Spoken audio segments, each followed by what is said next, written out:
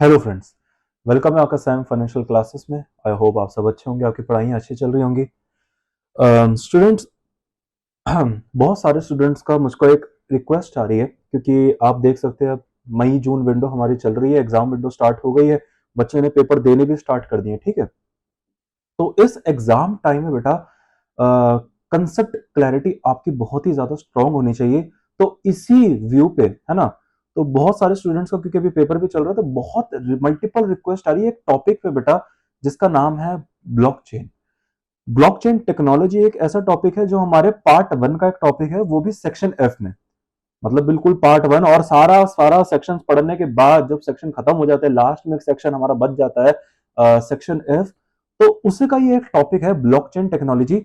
वैसे तो ये जो टॉपिक है, पूरा इसका नाम है ब्लॉकचेन एंड स्मार्ट कॉन्ट्रैक्ट्स। देखिए, ब्लॉकचेन एक अलग ही कंसेप्ट है, स्मार्ट कॉन्ट्रैक्ट्स एक अलग टॉपिक है, ठीक है। मतलब ऐसा नहीं कि आपने ब्लॉकचेन पढ़ लिया तो आप स्मार्ट कॉन्ट्रैक्ट्स भी पढ़ लिया। समझने में इजी हो जाएगा, क्योंकि स्मार्ट कॉन्ट्रैक्ट्स पढ़ने के लिए पहले आपको ब्लॉकचेन पढ़ना पड़ेगा, ठीक है। तब आपको जाके स्मार्ट कॉन्ट्रैक्ट समझ में आएगा। ये बेटा एक मेरी कंसेप्ट क्लास है, ठीक है। ये मैं कंसेप्ट क्लास लेके आया हूँ। कंसेप्ट क्लास बेटा एक इनिशिएटिव है, ठीक है। इनिशिएटिव है किस चीज के लिए? क्योंकि जब एग्जाम्स टाइम्स आते हैं, है ना, तो बहुत सारे स्टूडेंट्स को कुछ कंसेप्ट स्ट्रांग नहीं हो पाते, जैसे ये एक वन ऑफ द कंसेप्ट है जो थोड़ा सा डिफिकल्ट है बेटा। रीजन बीइंग, हमारी फील्ड से अलग है थोड़ा, ठीक है। हम मैनेजमेंट फाइनेंस के स्टूडेंट्स हैं, ये थोड़ा सा हमारी फील्ड से अलग चले जाता है। जैसे अगर आप इंजीनियरिंग बैकग्राउंड में जाएंगे, या जैसे बीएससी बैकग्राउंड, मतलब कोई साइंस बैकग्राउंड स्टूडेंट्स को तो बेटा ये पढ़ना ही पड़ता है, तो उनका है ये सिस्टम।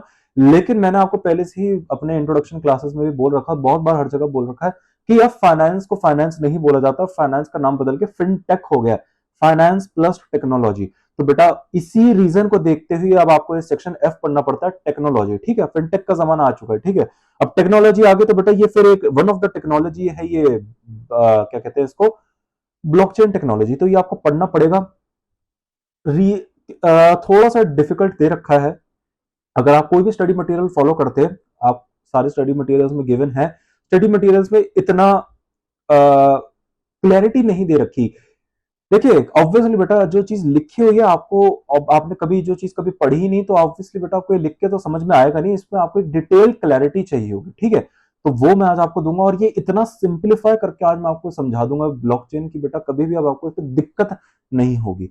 खैर, अपनी जो मैंने मेन क्लासेस है उसके अंदर मैंने बहुत ही डिटेल ब्लॉकचेन पे समझा रखा है, ठीक है। ये सिर्फ एक कंसेप्ट क्लास है, मेरी कोशिश ये होती है कि मैं इस 1 घंटे के अंदर पूरा ब्लॉकचेन आपको समझा दूं, ठीक है। आप इसको मान सकते हैं एक तरीके से ये रिवीजन है ब्लॉकचेन टेक्नोलॉजी पे पूरा, ठीक है। मैं कोशिश करूंगा कि इसी वीडियो पे सारा ब्लॉकचेन समझा दूं, ठीक है। चलिए बेटा स्टार्ट करते हैं इस ब्लॉकचेन टेक्नोलॉजी। ये होता क्या है ब्लॉकचेन, मतलब ये क्या, कैसे बन गया ये शब्द, आया कैसे, ब्लॉकचेन टेक्नोलॉजी है। तो टेक्नोलॉजी तो चलो आप लोगों को पता है, टेक्नोलॉजी है कि हम एक टेक्नोलॉजी है भैया, ठीक है। हमको एक ये मतलब टेक्नोलॉजी का क्या मतलब होता है बेटा? टेक्नोलॉजी मतलब एक नई चीज आई है मार्केट में, जो पहले की चीज को रिप्लेस कर रही है। टेक्नोलॉजी मतलब एक न्यू टेक्नोलॉजी का मतलब बता रहा हूं। टेक्नोलॉजी वो चीज होती है बेटा जो एक आपको एक नई चीज करने का वो देता है, प्लेटफॉर्म देता है, कि ऐसा प्लेटफॉर्म जहां आप एक चीज यूज कर सकते हो और वो पुरानी चीजों को रिप्लेस कर देता है। यही ब्लॉकचेन टेक्नोलॉजी है। मतलब यहां पे जब ये बेटा ब्लॉकचेन टेक्नोलॉजी आया, थोड़ा सा इसके इतिहास के बारे में अगर हम पढ़ें, है ना, मैं आपको बता देता हूँ। ये आपके स्टडी मटेरियल्स में भी आपको गिवन है। बिटकॉइन, बिटकॉइन कह रहा हूँ, ये एक वन बिटकॉइन भी आएंगे, ठीक है, आएंगे, धीरे धीरे आएंगे। बेटा ये जो ब्लॉकचेन टेक्नोलॉजी है, ये सबसे पहले ये जो बनाई गई बेटा 2009 में डिस्कवर करी गई है, ठीक है। 2009 में भी डिस्कवर नहीं, मतलब 2009 में बेटा पेपर रिलीज हुआ, blockchain a peer to peer electronic cash system, ठीक है। एक पेपर आया था 2009 में, blockchain a peer to peer cash system. बेटा अब ये अपीयर नहीं बोल रहा हूं मैं, अ पीयर टू पीयर। बेटा ये क्या है? पीयर टू पीयर मतलब कुछ यूजर्स हो गए, उन लोगों के बीच में, जैसे बेटा आप काम करते हो अपने ऑफिस में, वहां पे आपके पीयर्स होते हैं ना, आपके कलीग्स, इन वही यहाँ पे बात हो रही है। ब्लॉकचेन में आपके कुलीग्स को बेटा पीयर्स बोलेंगे, ठीक है। वैसे उसका एक दूसरा नाम है, आज आपको बताऊंगा। ये देखेंगे यहाँ पे भी शब्द लिखा हुआ है, पीयर टू पीयर नेटवर्क है बेटा ये, ठीक है। अभी समझाऊंगा बेटा, बहुत ज्यादा डिटेल में बात चलेगी। तो 2009 में बेटा एक बंदा था, पता नहीं ये भी नहीं पता, अब ये बंदा था, पता नहीं कौन था बेटा, उसका नाम सतोशी नाकामोटो था, ठीक है। सतोशी नाकामोटो, अभी पता नहीं बंदा है या नहीं, अभी भी अगर ये बंदा था, ये जिंदा है या नहीं, ये हमको नहीं पता, ठीक है। अब इसमें बड़ी कॉन्स्पिरेसी थ्योरीज वगैरह हैं, जो लोग बोल रहे हैं हमारे सिलेबस में नहीं, हमें क्या करना बेटा, ठीक है। उसने बस एक हमें कंसेप्ट बता दिया आके यहाँ पे एक ब्लॉकचेन का, वो आप लोगों को पढ़ना पड़ रहा है इसकी वजह से, ठीक है। चलिए, तो 2009 में ये इसने एक पेपर लेके आया, ठीक है। आपको पता नहीं बेटा अभी कौन है, ठीक है, हो सकती है कोई ऑर्गेनाइजेशन भी हो सकती है, का ये बंदा भी हो सकता है, पता नहीं।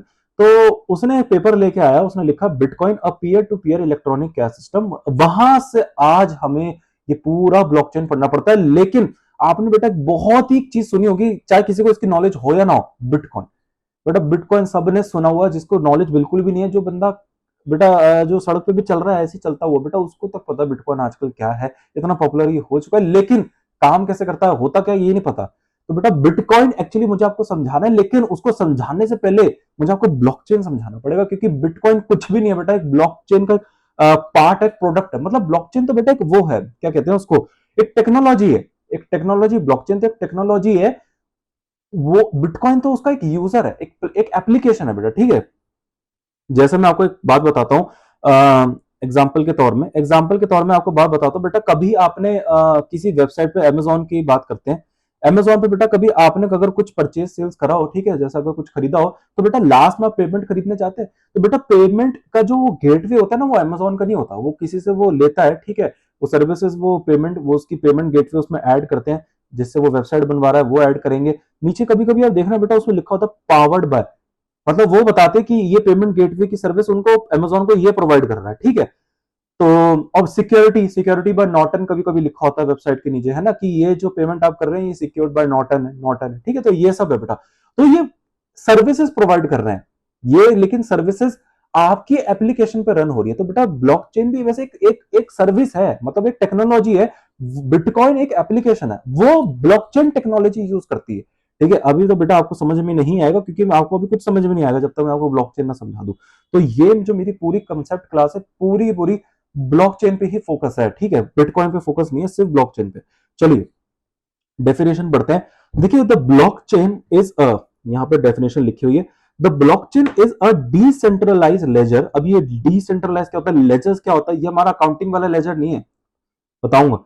Is it ledger of all transaction across a peer-to-peer network? Using this technology, participants can confirm transactions without the need for a central certifying authority. इसे सेंट्रलाइज सिस्टम बोलते हैं, सेंट्रल सर्टिफाइंग अथॉरिटी को। Potential applications include fund transfer, settling trades, voting. ये voting क्या है मैं आपको बाद में बताऊंगा, एंड मेनी अदर यूजर्स, ठीक है। इसके बहुत सारे यूजेस होते हैं, मतलब ब्लॉकचेन टेक्नोलॉजी कहां कहां यूज होती है बेटा, ये वो यूजेस लिखे हुए हैं। जैसे सेटलिंग ट्रेड्स के लिए, है ना, खरीदने बेचने वगैरह, ट्रांसफर करने के लिए हमने कोई फंड ट्रांसफर कर दिया। अच्छा, बिटकॉइन में बेटा जो जनरली ट्रांसफर शब्द यहाँ पे आप मनी मत समझ जाना, जो हम अपने यहाँ पैसों की सेल कर रहे हैं, वहां पे अलग ही करेंसी चलती है, उस करेंसी का नाम बेटा क्रिप्टो करेंसी है। और one of the crypto currency है ये बिटकॉइन। आजकल बहुत सारी आ गई, इथेरियम आ गई है, इथेरियम 2.0 आ गई है, ऐसी बहुत सारी आ गई है, ठीक है। तो दो जो बहुत पॉपुलर ना, सबसे पहली क्रिप्टो करेंसी भी अगर मैं बोलूं, वो बिटकॉइन है, ठीक है। सबसे पुरानी और सबसे पहली बिटकॉइन है, उसके बाद इथेरियम वगैरह बहुत सारी आई है बेटा, जो बहुत ज्यादा पॉपुलर हो गई है बिटकॉइन के अलावा। चलिए चलिए बेटा, ये जो कंसेप्ट है ना सिलेबस में हमारे ऐड है, आपको अच्छी तरह पढ़ना पड़ेगा बिटकॉइंस के बारे में, ठीक है, सॉरी ब्लॉकचेन टेक्नोलॉजी के बारे में। इस पे क्वेश्चंस एमसीक्यू पे बहुत आते हैं बेटा, ठीक है। अगर आप देखेंगे, मैं आपको अपनी अपनी ऑफिशियल क्लास में, तो मैंने मेन क्लास में आपको इसके एमसीक्यूज वगैरह करा रखे हैं, ठीक है। कौन कौन से क्वेश्चन इस पे कैसे कैसे आ सकते हैं, वो सब मैंने अपना करा रखा है। यहाँ पे आपको मैं सिर्फ कंसेप्ट बताऊंगा, ताकि पेपर में आपको बेटा कॉन्फिडेंस आए कि जब ब्लॉकचेन टेक्नोलॉजी आए, एटलीस्ट आपको पता तो है ये इन्होंने लिख क्या दिया, कहीं सौ से ऊपर से जा रहा है, ठीक है। ऐसे बहुत सारे स्टूडेंट्स बेटा मुझे बोलते हैं सर कुछ समझ नहीं आता ब्लॉकचेन में क्या लिख दिया इन्होंने, ठीक है। अभी पीयर टू पीयर क्या होता है, डिसेंट्रलाइज, मुझे कुछ शब्द बताने बेटा, ये शब्द बताने, पहली बात तो ये ब्लॉकचेन ही समझाना है, अभी तो ब्लॉकचेन ही समझना है, फिर मुझे डिसेंट्रलाइज समझाना है, फिर लेजर समझाना है, फिर ये ट्रांजेक्शन क्या होती है ये समझानी है, ये पीयर टू पीयर मैंने लिख दिया, ये नेटवर्क क्या होता है ये समझाना है बेटा, ये सेंट्रल सर्टिफाइंग अथॉरिटी क्या होती है, इसको सेंट्रलाइज सिस्टम या सेंट्रल सर्वर बोलते हैं, ये भी मैं आपको बताऊंगा।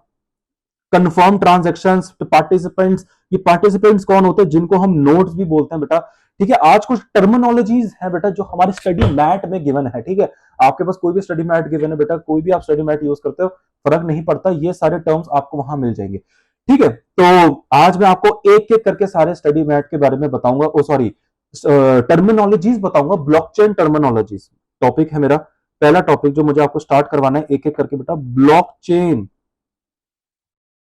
ठीक है, एक एक करके मुझे आपको एक टॉपिक पढ़ाना है बेटा। पहला है ब्लॉकचेन, टर्मिनोलॉजीज एक एक करके पढ़ाऊंगा।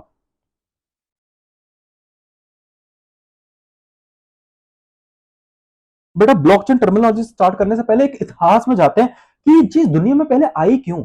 आप लोगों के क्वेश्चन में ये आ रहा होगा सर ये है क्या ब्लॉकचेन, मतलब हम पढ़ क्यों रहे हैं, क्यों पढ़ना पड़ रहा है, ये कौन है सताशी सातोशी नाकामोटो, ये कौन बंदा है जिसने हमको हमारे सिलेबस में एक नया टॉपिक ऐड कर दिया, क्यों।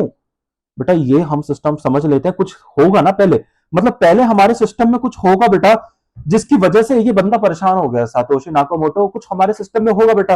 अब इस बंदे को पता नहीं क्या हो गया बेटा, ये थोड़ा नाराज हो गया, ये सोच रहा है नहीं ये चीज अच्छी नहीं है, तो बेटा इसने एक नई चीज बना दी अपनी, और ये जो चीज इसने आज बना दी बेटा ये बहुत जगहों पे आज फिर यूज हो रही है वाइडली। चलिए बेटा पहले का जमाना, पुराना जमाना में चलते हैं। पुराने जमाने में बेटा, ठीक है, पुराना जमाने में चलते हैं। ये है बेटा डिसेंट्रलाइज ट्रांजेक्शन, अभी आप मत देखिए। पुराने जमाने में बेटा अब तक हम जो ट्रांजैक्शन आज भी जो चल रही है बेटा वो इस मेथड से चल रही है। मतलब आपको बेटा कोई भी ट्रांजैक्शन करनी है, एग्जांपल के तौर में बेटा आप मेरा कोर्स बाय करते हैं, ठीक है, कोर्स बाय करते हैं तो बेटा मैं आपको कोर्स प्रोवाइड कर दूंगा, लेकिन आप जो मुझे पेमेंट देंगे कैसे देंगे बेटा, कैश सॉरी बैंक ट्रांसफर करेंगे, है ना, बैंक ट्रांसफर करेंगे। तो बेटा बैंक जब आप मुझे अपने ट्रांसफर करेंगे तो आपके पास एक बैंक अकाउंट होना चाहिए। हाँ जी सर, मेरे पास भी बैंक अकाउंट होना चाहिए। तो एग्जाम्पल से तौर पर बेटा ये, ठीक है, अब आप समझिए ये मैं हूं और ये आप हैं, ठीक है, तो या आप, ये आप है ये मैं हूं, ठीक है बेटा, चलिए ये थोड़ा फिगर फीमेल हो गया बेटा, चलिए कोई नहीं, ठीक है। तो आपके पास भी बैंक अकाउंट होना चाहिए, मेरे पास भी बैंक अकाउंट होना चाहिए। बेटा ऐसा नहीं हो सकता, मैं आपको एक बात बताता हूं, आप जब मुझे बैंक अकाउंट से बेटा ट्रांसफर करोगे, आपको ऐसा लगता है कि मेरे पास सीधा अकाउंट, आप अपने अकाउंट में ट्रांसफर करोगे, मुझे पे ही ऐड करोगे, सीधा उसमें ट्रांसफर करोगे, मेरे बैंक में पैसा आएगा, मैं चेक कर लूंगा, हाँ जी आ गए। बेटा आप लोगों को लगता है कि हम दोनों के बीच में ट्रांजेक्शन हुई है, बस वन टू वन ट्रांजेक्शन हुई है, लेकिन एक्चुअली ऐसा नहीं होता। बेटा बीच में एक सर्वर होता है जिसको बैंकिंग सर्वर बोलते हैं या सेंट्रलाइज बैंकिंग सिस्टम बोलते हैं। बेटा ये क्या होता है, जैसे ही आप पेमेंट देते हो, वो जो पेमेंट देते हो बेटा उस सर्वर पे, इनका बीच में हम दोनों का एक बैंक जो होता है ना बेटा, आप जैसे ही आपका सोचो बेटा कोई भी बैंक है, सोचो एचडीएफसी है बैंक है, मेरा आईसीआईसीआई बैंक है एग्जाम्पल के तौर में। बेटा अगर आपका एचडीएफसी बैंक है, आप एक ट्रांसफर मारते हो तो बेटा आपका एचडीएफसी बैंक आपके अकाउंट में से पैसा निकाल लेता है और अपने पास रख लेता है, उसे कहते हैं कस्टोडियन, कस्टोडियन बेटा, ठीक है, अपने कस्टोडियन के पास अपने पास रख लेता है, custody of funds, custody of funds अपने पास रख लेता है बेटा। फिर वो फंड्स बेटा वो दूसरे मेरे बैंक को देता है, मुझे नहीं देता, मुझे नहीं देता, वो अपने दूसरे बैंक को देता है, आईसीआईसीआई बैंक। फिर वो फंड्स की कस्टडी बेटा आईसीआईसीआई बैंक के पास आ जाती है। बेटा ओरिजिनल कस्टडी आपके पास थी, लेकिन आपने ट्रांसफर मारा, मेरे पास डायरेक्टली नहीं आया। बेटा बैकग्राउंड में कुछ और स्टोरी चल रही होती है, हम दोनों को ऐसा लगता है कि सीधा आपके अकाउंट से कट के मेरे अकाउंट में आ गया। बैकग्राउंड स्टोरी बता रहा हूं, आपके अकाउंट से जब कटते हैं ना तो बेटा तो कस्टडी एचडीएफसी बैंक अपने पास रखता है, जो आपका बैंक है। फिर वो जो बैंक एचडीएफसी बैंक वो अपने से आईसीआईसीआई बैंक को देता है, मेरे अकाउंट में ट्रांसफर नहीं करता। फिर आईसीआईसीआई के पास फंड्स के बाद जब कस्टडी आ जाती है तब जाके बेटा वो मेरे अकाउंट में क्रेडिट करता है। मतलब हम दोनों के बीच में एक सेंटर में कोई और भी है, पीछे बैकग्राउंड एक्टर भी है बेटा जो काम कर रहा है हमारे अलावा। तो यही है बेटा वो, ये रहे वो बैंक, ये आप बैंक देख रहे हैं बेटा, ये है वो बैंक, ये हो गया बेटा आपका बैंक, ये हो गया मेरा बैंक। तो ये जो दो बैंक है बेटा ये हमारा ये सेंट्रल सर्वर है बेटा, ये सर्वर है, मतलब ये इनके पास अथॉरिटी है बेटा, ये चाहे तो ये मना कर सकता है, एचडीएफसी मना कर सकता है कि आप हमें, आप इस बंदे को पेमेंट नहीं भेज सकते। बेटा एचडीएफसी क्या, तो आपने सोचा पेमेंट भेज दी तो एचडीएफसी के पास कस्टडी आ गई, लेकिन एचडीएफसी ने देखा ये जो सामने वाला बंदा है ना इसको पेमेंट नहीं देनी, सोचो मुझे कुछ भी रीजन हो सकता है, अभी अज्यूम करो, ठीक है, तो बेटा एचडीएफसी मना कर सकता है और एचडीएफसी दोबारा आपके अकाउंट में पेमेंट क्रेडिट कर देगा। कभी कभी ऐसा होता है ना, आप किसी को अमाउंट भेजते हो वो दोबारा बाउंस बैक हमारे पास आ जाता है, रिवर्ट आ जाता है हमारे पास पैसा, फिर वो कुछ बता देता है ये इशू है, वो सेंडर ये था वो था, ऐसा कुछ इश्यूज आ जाते हैं, ठीक है। बेटा ये इसका मतलब आपके पास और हमारे पास कंट्रोल नहीं है सारा सेंडर रिसीव करने का। बेटा आपका बैंक है, मतलब आपका अकाउंट है, लेकिन आप ही के पास कंट्रोल नहीं है, आप मुझे अकाउंट में पैसा नहीं भेज पा रहे जब तक एक सेंट्रल बैंक की परमिशन या अथॉरिटी ना हो, अप्रूवल ना आए। बेटा जब तक एचडीएफसी अप्रूव ना कर देता तब तक आपके अकाउंट में से पैसा नहीं कट सकता, और जब तक आईसीआईसीआई मेरा बैंक अप्रूव नहीं कर देता तब तक मेरे पास पैसे नहीं आएंगे। बेटा हो सकता है आपके बैंक ने अप्रूव कर दिया और आईसीआईसीआई बैंक को पैसा दे दिया, लेकिन मेरे पास अभी तक पैसा नहीं आया, क्योंकि आईसीआईसीआई बैंक ने बेटा अप्रूव नहीं करे फंड्स अभी भी।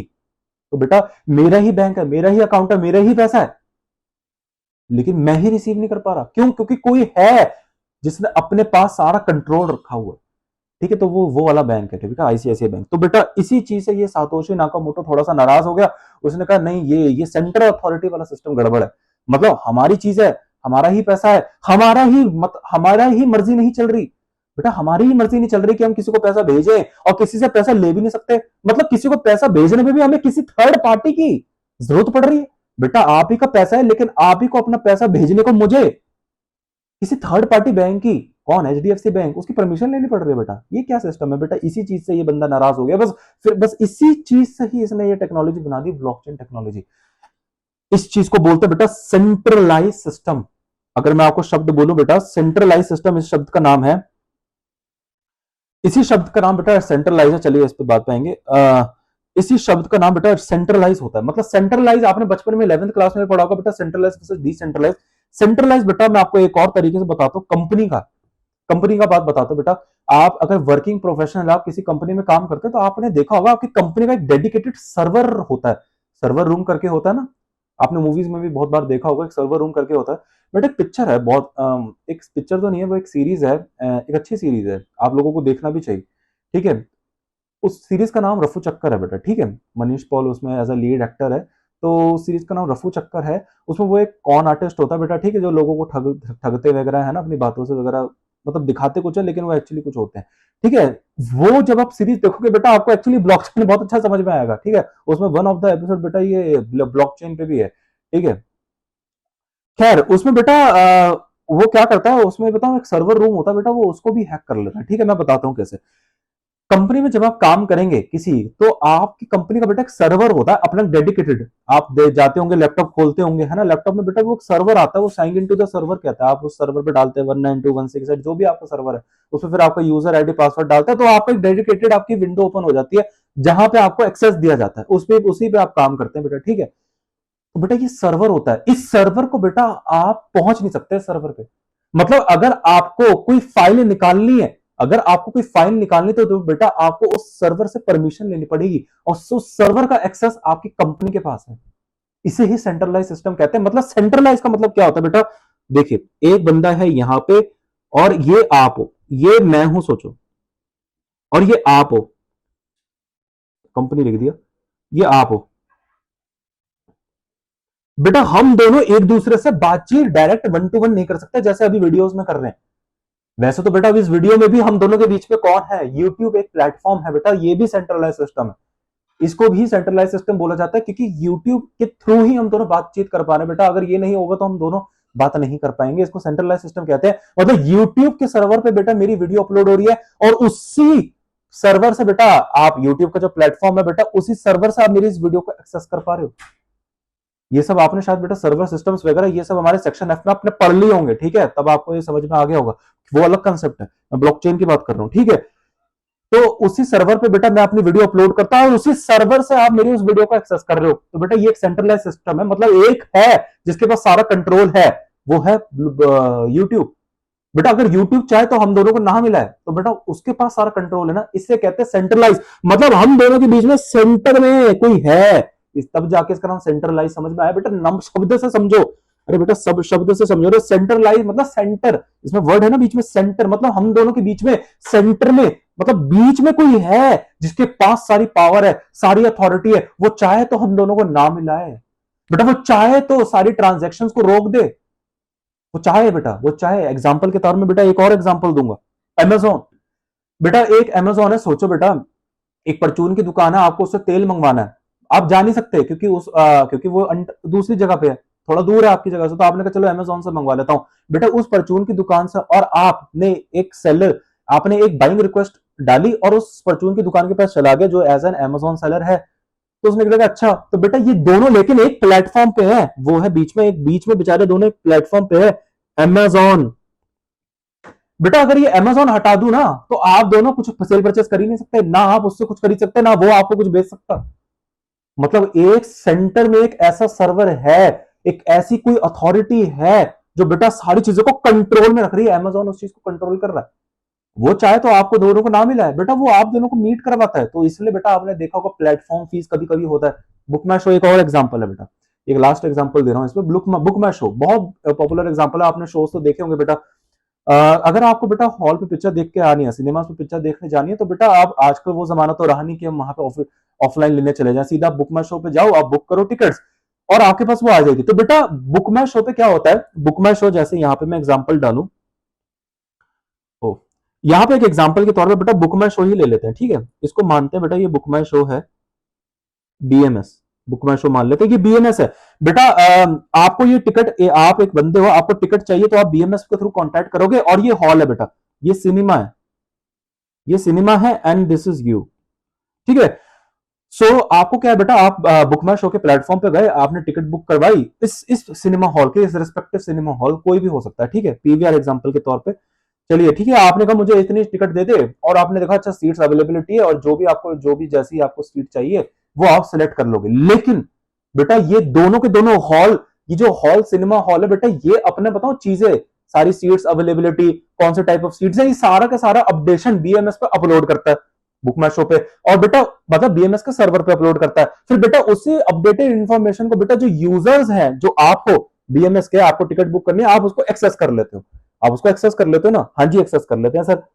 लेकिन बेटा एक एग्जांपल के तौर पे अगर मैं सोचो एक सेकंड के लिए, अगर मैं ये बीएमएस ही हटा दूं, मतलब ये बीएमएस का सर्वर सोचो क्रैश हो जाए, तो बेटा ना आप टिकट बुक कर पाओगे, ना ही वो टिकट अपडेट, ना ही वो अपना अपडेटेड चार्ट जो हॉल का होता है वो डाल पाएगा सिनेमा का। तो बेटा कोई है, अगर कोई है बेटा जो बीच में, जो सारी सेंट्रल पावर लेके बैठा है बेटा, सेंट्रल पावर लेके बेटा, वो बीएमएस है, बुक माई शो है बेटा, बुक माई शो पावर ले रहा है, और इसी पावर का पैसा लेता है वो। बेटा आपने देखा होगा जब भी आप टिकट बुक करते हैं तो लास्ट में बेटा प्लेटफॉर्म फीस होती है, ये ऑनलाइन उसमें भी होता है, जोमेटो स्विगी अगर आपने कभी करा हो बेटा, वो ये ऑनलाइन प्लेटफॉर्म फीस लेते हैं, 10-20 रुपए जो भी होती है प्लेटफॉर्म फीस। पता है क्यों लेते हैं, कभी सोचा है बेटा क्यों लेते हैं वो प्लेटफॉर्म फीस? क्या होता है ये प्लेटफॉर्म फीस? ये प्लेटफॉर्म फीस बीएमएस बेटा कभी 50-100 रुपए ले लेता है अपना प्लेटफॉर्म फीस। ये होता क्या है, होता क्या बेटा, ये यही होता है सर्वर का बेटा, वो आप दोनों के बीच में मिलाने वाला है आप दोनों को। बेटा बुक माई शो हॉल वाले को ये कहता है भाई साहब मैं अगर नहीं होऊंगा ना, तो ये जो कस्टमर है ना, ये आपकी बुक हॉल नहीं, टिकट नहीं खरीदेगा, कौन आएगा आके खरीदेगा इतनी धूप में? तो हॉल सिनेमा ने, अच्छा हाँ हाँ, और बेटा सिनेमा वाला आप लोगों को ये कहता है भाई साहब आप अगर मैं नहीं होऊंगा ना, तो आपको वहां पे जाके टिकट बुक खरीदनी पड़ेगी, गर्मी है, हर चीज है, बुक खत्म हो गई तो बैठे बैठे घर में मिल रहा है, जाओगे पेट्रोल का खर्चा और लगाओगे। तो आपने कहा हाँ, तो बेटा वो कहता मैं, और दूसरा वो ये चीज कहता है बेटा तुम दोनों को सर्वर का एक्सेस भी तो देता हूं मैं। बेटा बुक माई शो को सर्वर बनाना पड़ता है बेटा, सर्वर ऐसे ही नहीं बनता, हार्डवेयर, बड़े बड़े हार्डवेयर बनाने पड़ते हैं सर्वर्स के लिए, ठीक है। ये एक पार्ट, ये सेक्शन एफ का कंसेप्ट है, शुरू में ही आप लोगों ने पढ़ लिया होगा। तो बड़े बड़े सर्वर बनते हैं, हार्डवेयर रिक्वायरमेंट्स होती है उसकी बहुत ज्यादा बेटा, तो उसको वो उसकी कॉस्ट लगती होगी बेटा बुक माई शो के, खर्चा खर्चा बेटा सर्वर का बहुत ज्यादा खर्चा होता है, सुपर कंप्यूटर्स होते हैं, उसका इतना ज्यादा खर्चा होता है, उसमें वो उसकी इन्फॉर्मेशन उसमें डालता है, उसी इन्फॉर्मेशन का एक्सेस आपको भी देता है, तो बेटा उसमें उसकी कॉस्ट नहीं लगती, तो वो कॉस्ट का खर्चा बेटा आपसे लेगा, वो उससे भी लेगा, सिनेमा से, आपसे भी लेगा, दोनों से लेता है। तो बेटा इसे कहते हैं प्लेटफॉर्म फीस। लेकिन इसमें एक बहुत बड़ा डीमेरिट है बेटा, डीमेरिट सबसे बड़ा डिसेंट्रलाइज सेंट्रलाइज सिस्टम का क्या है बेटा, कि यहां पे बेटा एक सेंट्रल अथॉरिटी है जिसके पास सारी पावर है बेटा। अभी एक बार बेटा कभी ना कभी क्या इससे दिक्कत क्या हो जाएगी बेटा, सोचो सोचो अगर बेटा कभी ना कभी सेंट्रलाइज पावर में कुछ गड़बड़ हो गई, सेंट्रलाइज सर्वर, सोचो किसी दिन बुक माई शो सर्वर का बेटा सर्वर हो गया क्रैश, क्रैश हो गया बेटा, तो बेटा ना आप टिकट बुक कर पाओगे, ना ही वो सिनेमा वाला टिकट आप लोगों को अट्रैक्ट कर पाएगा, क्योंकि ना वो अपडेट चार्ट डाल पाएगा। तो इससे सारा काम ठप हो गया ना। सोचो बैंकिंग में आपने कभी कभी देखा होगा, आपके बैंकिंग सर्वर्स स्टॉप हो जाते हैं, है ना, थोड़े टाइम के लिए हॉल्ट हो जाते हैं मेंटेनेंस के लिए, तो बेटा ना किसी को ट्रांजैक्शन भेज पाते, ना ट्रांजैक्शन ले पाते, तो आप किसी चीज में डिपेंड हो गए ना, आपका काम बेटा किसी चीज में डिपेंड हो गया, आप फ्रीली काम नहीं कर पा रहे हो, आप फ्रीली काम नहीं कर पा रहे, अब आप ट्रांजैक्शन करना चाहते हो, उससे पेमेंट लेना चाहते हो, लेकिन आपका बैंक काम नहीं कर रहा, अब आप रुको उसके ठीक होने तक, तो मतलब आपके ऑपरेशंस किसी पे डिपेंड कर रहे हैं। तो इसी चीज से ये बंदा, ये जो सातोशी नाकामोटो है, नाराज हो गया, इसने कहा भाई ये तो बड़ी दिक्कत हो गई है, इससे तो हमारा काम नहीं चलेगा। इसने एक नया सिस्टम ले आया बेटा, एक नया ही सिस्टम ले आया जिसको हम डिसेंट्रलाइज ट्रांजेक्शन बोलते हैं। डिसेंट्रलाइज सिस्टम मतलब सेंट्रलाइजेशन खत्म करा बेटा इसने। इसने कहा भैया ये तो बड़ी बेकार चीज है, एक पे हम डिपेंडेंट हो गए यार, अगर उसमें कुछ गड़बड़ हो गया, वो बंदा फ्रॉड निकला, सारी चीजें लेके भाग गया, हमारा भी काम ठप। बेटा जोमेटो को कभी किसी दिन सर्वर नहीं चला तो आप नहीं कर पाते ना, कभी कभी हो जाता है ऐसा, बहुत कम होता है लेकिन कभी हो गया तो आप कैसे ऑनलाइन ऑर्डर करेंगे? तो बेटा हो गया। तो इस बंदे ने कहा भैया ये तो बहुत ही बड़ी दिक्कत है, डिसेंट्रलाइज सिस्टम बना दिया बेटा इस बंदे ने, और पहली क्रिप्टो करेंसी इसने लॉन्च करी बिटकॉइन से। और बेटा आज आप बिटकॉइन देख सकते हैं, उसकी प्राइसिंग कितनी है, बहुत ज्यादा है बेटा बिटकॉइन की, ठीक है, लाखों में है बिटकॉइन की वैल्यू। चलिए सातोशी बेटा, सातोशी नाकामोटो, और सातोशी बेटा एक बिटकॉइन का एक साइज भी है बहुत ज्यादा। अगर आप देखें, मैं इसका आपको अगर साइज बताऊं तो इसका बहुत ही ज्यादा साइज होता है बेटा। 100 मिलियंथ की बात कर रहा हूं ऑफ वन बिटकॉइन टोकन। एक बिटकॉइन का बेटा, अगर एक बिटकॉइन का बेटा 100 मिलियंथ साइज, मतलब जैसे बेटा एक केक का आधा कर दू ना, 1/2, ये वन बिटकॉइन का 100 मिलियंथ यूनिट को बेटा सातोशी बोलते हैं। ठीक है, सातोशी बोलते हैं। तो बेटा जैसे शेयर्स के टुकड़े को बेटा, जैसे बहुत सारे शेयर्स होते हैं, उसको टुकड़े टुकड़े फर्दर टुकड़े करते हैं, तो यूनिट को हम यूनिट बोलते हैं ना, यूनिट। ऐसी बेटा यहां भी है, ऐसी बेटा यहां भी है। कहां लिख दिया मैंने, कहां लिख दिया, ये रहा बेटा। आप एक बिटकॉइन का अगर, एक बिटकॉइन के बेटा अगर 100 टुकड़े कर दो, उस एक टुकड़े को बेटा 100 टुकड़े को बेटा सातोशी बोलते हैं। ठीक है, तो ये सातोशी नाकामोटो अपने क्या है, इस बंदे ने क्या बताया, अपने नाम से ही एक साइज बना दिया। ये बंदा खुद ही जाने बेटा, हमको इसके बंदे से कोई मतलब नहीं। बस आपको एक चीज इसने दे दी, डिसेंट्रलाइज। अब बेटा ये डिसेंट्रलाइज समझा दूं। डिसेंट्रलाइज में बेटा बिल्कुल ऑपोजिट है सेंट्रलाइज का। डिसेंट्रलाइज बेटा बिल्कुल ही ऑपोजिट चलता है सेंट्रलाइजेशन के। मतलब ये बिल्कुल, ये सेंट्रलाइजेशन फॉलो नहीं करता। मतलब यहां पे अब एक अथॉरिटी नहीं है जिसके पास सारी है बेटा, यहां पे सबके पास सर्वर का एक्सेस है। कोई भी उस सर्वर को एक्सेस कर सकता है। तो बाई चांस अगर एक सर्वर में दिक्कत आ गई तो बेटा बाकी सर्वर तो है चलने के लिए, आप उससे एक्सेस कर सकते हो। ये देखिए बेटा, यहां पे एक, देखो यहां पे एक सर्वर नहीं है बेटा, यहां पे ये भी एक सर्वर है, ये भी एक सर्वर है, ये भी है, ये भी है, ये भी है, ये भी है बेटा। बाई चांस सोचो इस सर्वर में हो गई कुछ गड़बड़, ये हैक हो गया या गड़बड़ हो गई, क्रैश हो गया, तो बेटा ये बाकी सर्वर हैं काम संभालने के लिए। तो बेटा ये डिसेंट्रलाइज सिस्टम है। मतलब आप अब एक सर्वर पे निर्भर नहीं हो। जैसे बेटा हमने पढ़ा था ना डेटा बैकअप्स के बारे में, है ना, आप एक जगह मत बनाओ, अलग अलग अलग अलग जगह बनाओ, है ना। तो यहां पे भी वही बात हो रही है, आप एक जगह सर्वर सारा मत बनाओ, अलग अलग अलग अलग जगह सर्वर बनाओ ताकि आप उनको एक्सेस कर सको। ठीक है बेटा, अब ये जो सर्वर है ना बेटा, इस पे बात बताता था बेटा। आ, ये सब क्या है बेटा, ये सब सिस्टम बाद में समझ में आएगा। एक बीच में बेटा एक सर्वर है ना, ये मतलब यहां पे भी होगा लेकिन डिसेंट्रलाइज होगा, मतलब उस सब उस चीज को एक्सेस कर सकते हैं बेटा। वो जो सर्वर है, मतलब यहाँ पे इस बार एक बंदे के पास पावर नहीं है, जैसे बैंक्स के पास, बीएमएस के पास, स्विगी, जोमेटो, हर के सब एक के पास सर्वर होता है और हम उन पर डिपेंडेंट होते हैं। नहीं, इस बार जो बेटा यूजर्स है, जैसे आप, हम सब यूजर्स के पास बेटा उस सर्वर का एक्सेस है। हम कभी भी उस पर कुछ कर सकते हैं। और एक ही सर्वर नहीं है बेटा, डिसेंट्रलाइज है, जगह जगह फैला हुआ है। सेंटर नहीं है ना, डी सेंटर है, मतलब सेंटर में नहीं है, अलग अलग जगहों पे है। यहां भी है, यहां भी है, यहां भी है, देखो यहां भी है, यहां भी है, यहां भी है, यहां भी है, यहां भी है, यहां भी है बेटा। कोई भी कहीं भी जगह है बेटा, अब कभी भी कहीं भी बैठे बैठा आप उस जगह को एक्सेस कर सकते हो बेटा। सेंट्रलाइज सिस्टम में एक दिक्कत होती है, एग्जाम्पल के तौर में, जैसे बेटा बीएमएस है, बुक माई शो, उसने अपना एक सर्वर बना रखा है बेटा, उसकी प्रॉपर लोकेशन होगी सर्वर की, उसको वहीं जाके एक्सेस करना पड़ेगा। ये क्लाउड नेटवर्क नहीं है। आजकल वैसे क्लाउड भी आ गए हैं, क्लाउड सर्विस जैसे, है ना, सुना देखा होगा आपने सास के बारे में, SaaS, वो चीज आ गए हैं, लेकिन अभी इतने पॉपुलर नहीं है जितने अभी भी हार्डवेयर ज्यादा चल रहे हैं। ठीक है, तो डिसेंट्रलाइज बेटा ये बहुत ही सही चीज है। इसमें क्या है, एक सेंटर में आपका सर्वर नहीं है, जगह जगह फैले हो, कहीं भी जाके कभी भी पोर्टेबल है, कहीं से भी एक्सेस कर सकते हो। चलिए बेटा, ये तो आपको मैंने सेंट्रलाइज डिसेंट्रलाइज की डेफिनेशन पढ़ाई। अब ब्लॉक चेन पे आ जाते हैं। अभी ब्लॉक चेन स्टार्ट ही नहीं हुआ बेटा, ये कंसेप्ट ही ऐसा खतरनाक है। चलो, blockchain is a decentralize, अब आपको समझ में आ गया ये डिसेंट्रलाइज है। ठीक है, लेजर ऑफ ऑल ट्रांजेक्शन। ये लेजर क्या होता है बेटा, ये लेजर मुझे आपको समझाना पड़ेगा। ये होता है लेजर बेटा, ये है एक लेजर बेटा। ये लेजर कुछ भी नहीं है बेटा, मैं आपको बताता हूँ। फाइनेंशियल अकाउंट्स में आपने लेजर पढ़ा बेटा, पढ़ा है लेजर या नहीं बताओ? हाँ जी सर पढ़ा है बेटा। ये फाइनेंशियल अकाउंट्स में जो आपने लेजर पढ़ा है ना, ये बिल्कुल ऐसा ही है कुछ कुछ। नो डाउट ये बोलते हैं कि वैसा नहीं है, लेकिन काम बिल्कुल वैसे ही करता है जैसा हम अपने फाइनेंशियल अकाउंट्स में बनाते हैं बेटा। बताता हूँ ना कैसे बेटा। 11th क्लास में लेजर बना रखा है ना, लेजर में हम क्या करते हैं बेटा, पोस्टिंग ऑफ ऑल ट्रांजेक्शन करते हैं बेटा। जैसे आज मैंने परचेज करी एक चेयर, परचेज करा फर्नीचर 50,000, एंट्री क्या होती है, जर्नल एंट्री नहीं बेटा, जर्नल एंट्री तो बच्चे मारते हैं। प्रोफेशनल अकाउंटेंट्स तो सीधा लेजर में पोस्टिंग करते हैं। अगर आपने कभी सैप चलाया हो या कोई भी अकाउंटिंग सॉफ्टवेयर चलाया होगा, वहां पे जर्नल कौन मारता है, सीधा लेजर में पोस्टिंग कर देते हैं ना।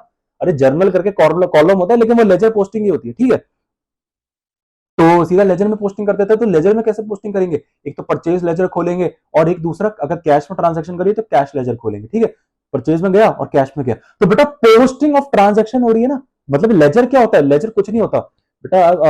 अगर आप दुकानें देंगे, कभी किसी होलसेल लेवल पे जाएंगे, आपने कभी मुंशी लोगों को देखा, मोटी मोटी किताबें खोल के बैठे रहते हैं मुंशी लोग। आप कभी वहां पे दुकान में जाएंगे, जैसे ज्वेलर, बेटा वहां पे देखना पीछे एक बंदा बैठा होता है किताबें खोल के, एक मुंशी चश्मा लगा के, है ना, वो बोलते हैं मुंशी जी ये इसकी एंट्री कर दो, मुंशी जी ऐसा डाल दो, वो करता रहता है बेटा। देखा होगा दुकानों में आपने, वो मुंशी होता है बेटा, वो कुछ नहीं करता, वो जो किताबें कुछ खोलते होता है ना, उसको लेजर बोलते हैं। किसी इलेक्ट्रॉनिक स्टोर में जाना बेटा, जैसे कोई बहुत सारे इलेक्ट्रॉनिक स्टोर्स होते हैं, लेजर्स जैसे क्रोमा हो गया बेटा, या बहुत आपके आसपास भी कुछ इलेक्ट्रॉनिक स्टोर्स होंगे बेटा, देखना उनके साइड में अकाउंटेंट बैठा रहता है मोटी सी किताब खोल के, उसको लेजर बोलते हैं बेटा। वो जो भी ट्रांजेक्शन होती है ऑन स्पॉट उस ट्रांजेक्शन को रिकॉर्ड कर देता है लेजर में। वही जैसे हम 11th क्लास में पढ़ते हैं बेटा, लेजर वही है। लेकिन इस लेजर में बेटा जो ट्रांजेक्शन होती है, एक कैच बता दूं, इस लेजर में जो बेटा ट्रांजेक्शन होती है ना बेटा, ये अमाउंट तो होती है, ट्रांजेक्शन तो रिकॉर्ड होती है, लेकिन विद टाइम के साथ रिकॉर्ड होती है बेटा, विद टाइम के साथ रिकॉर्ड होती है, जिसको हम टाइम स्टैम्प के नाम से जानते हैं।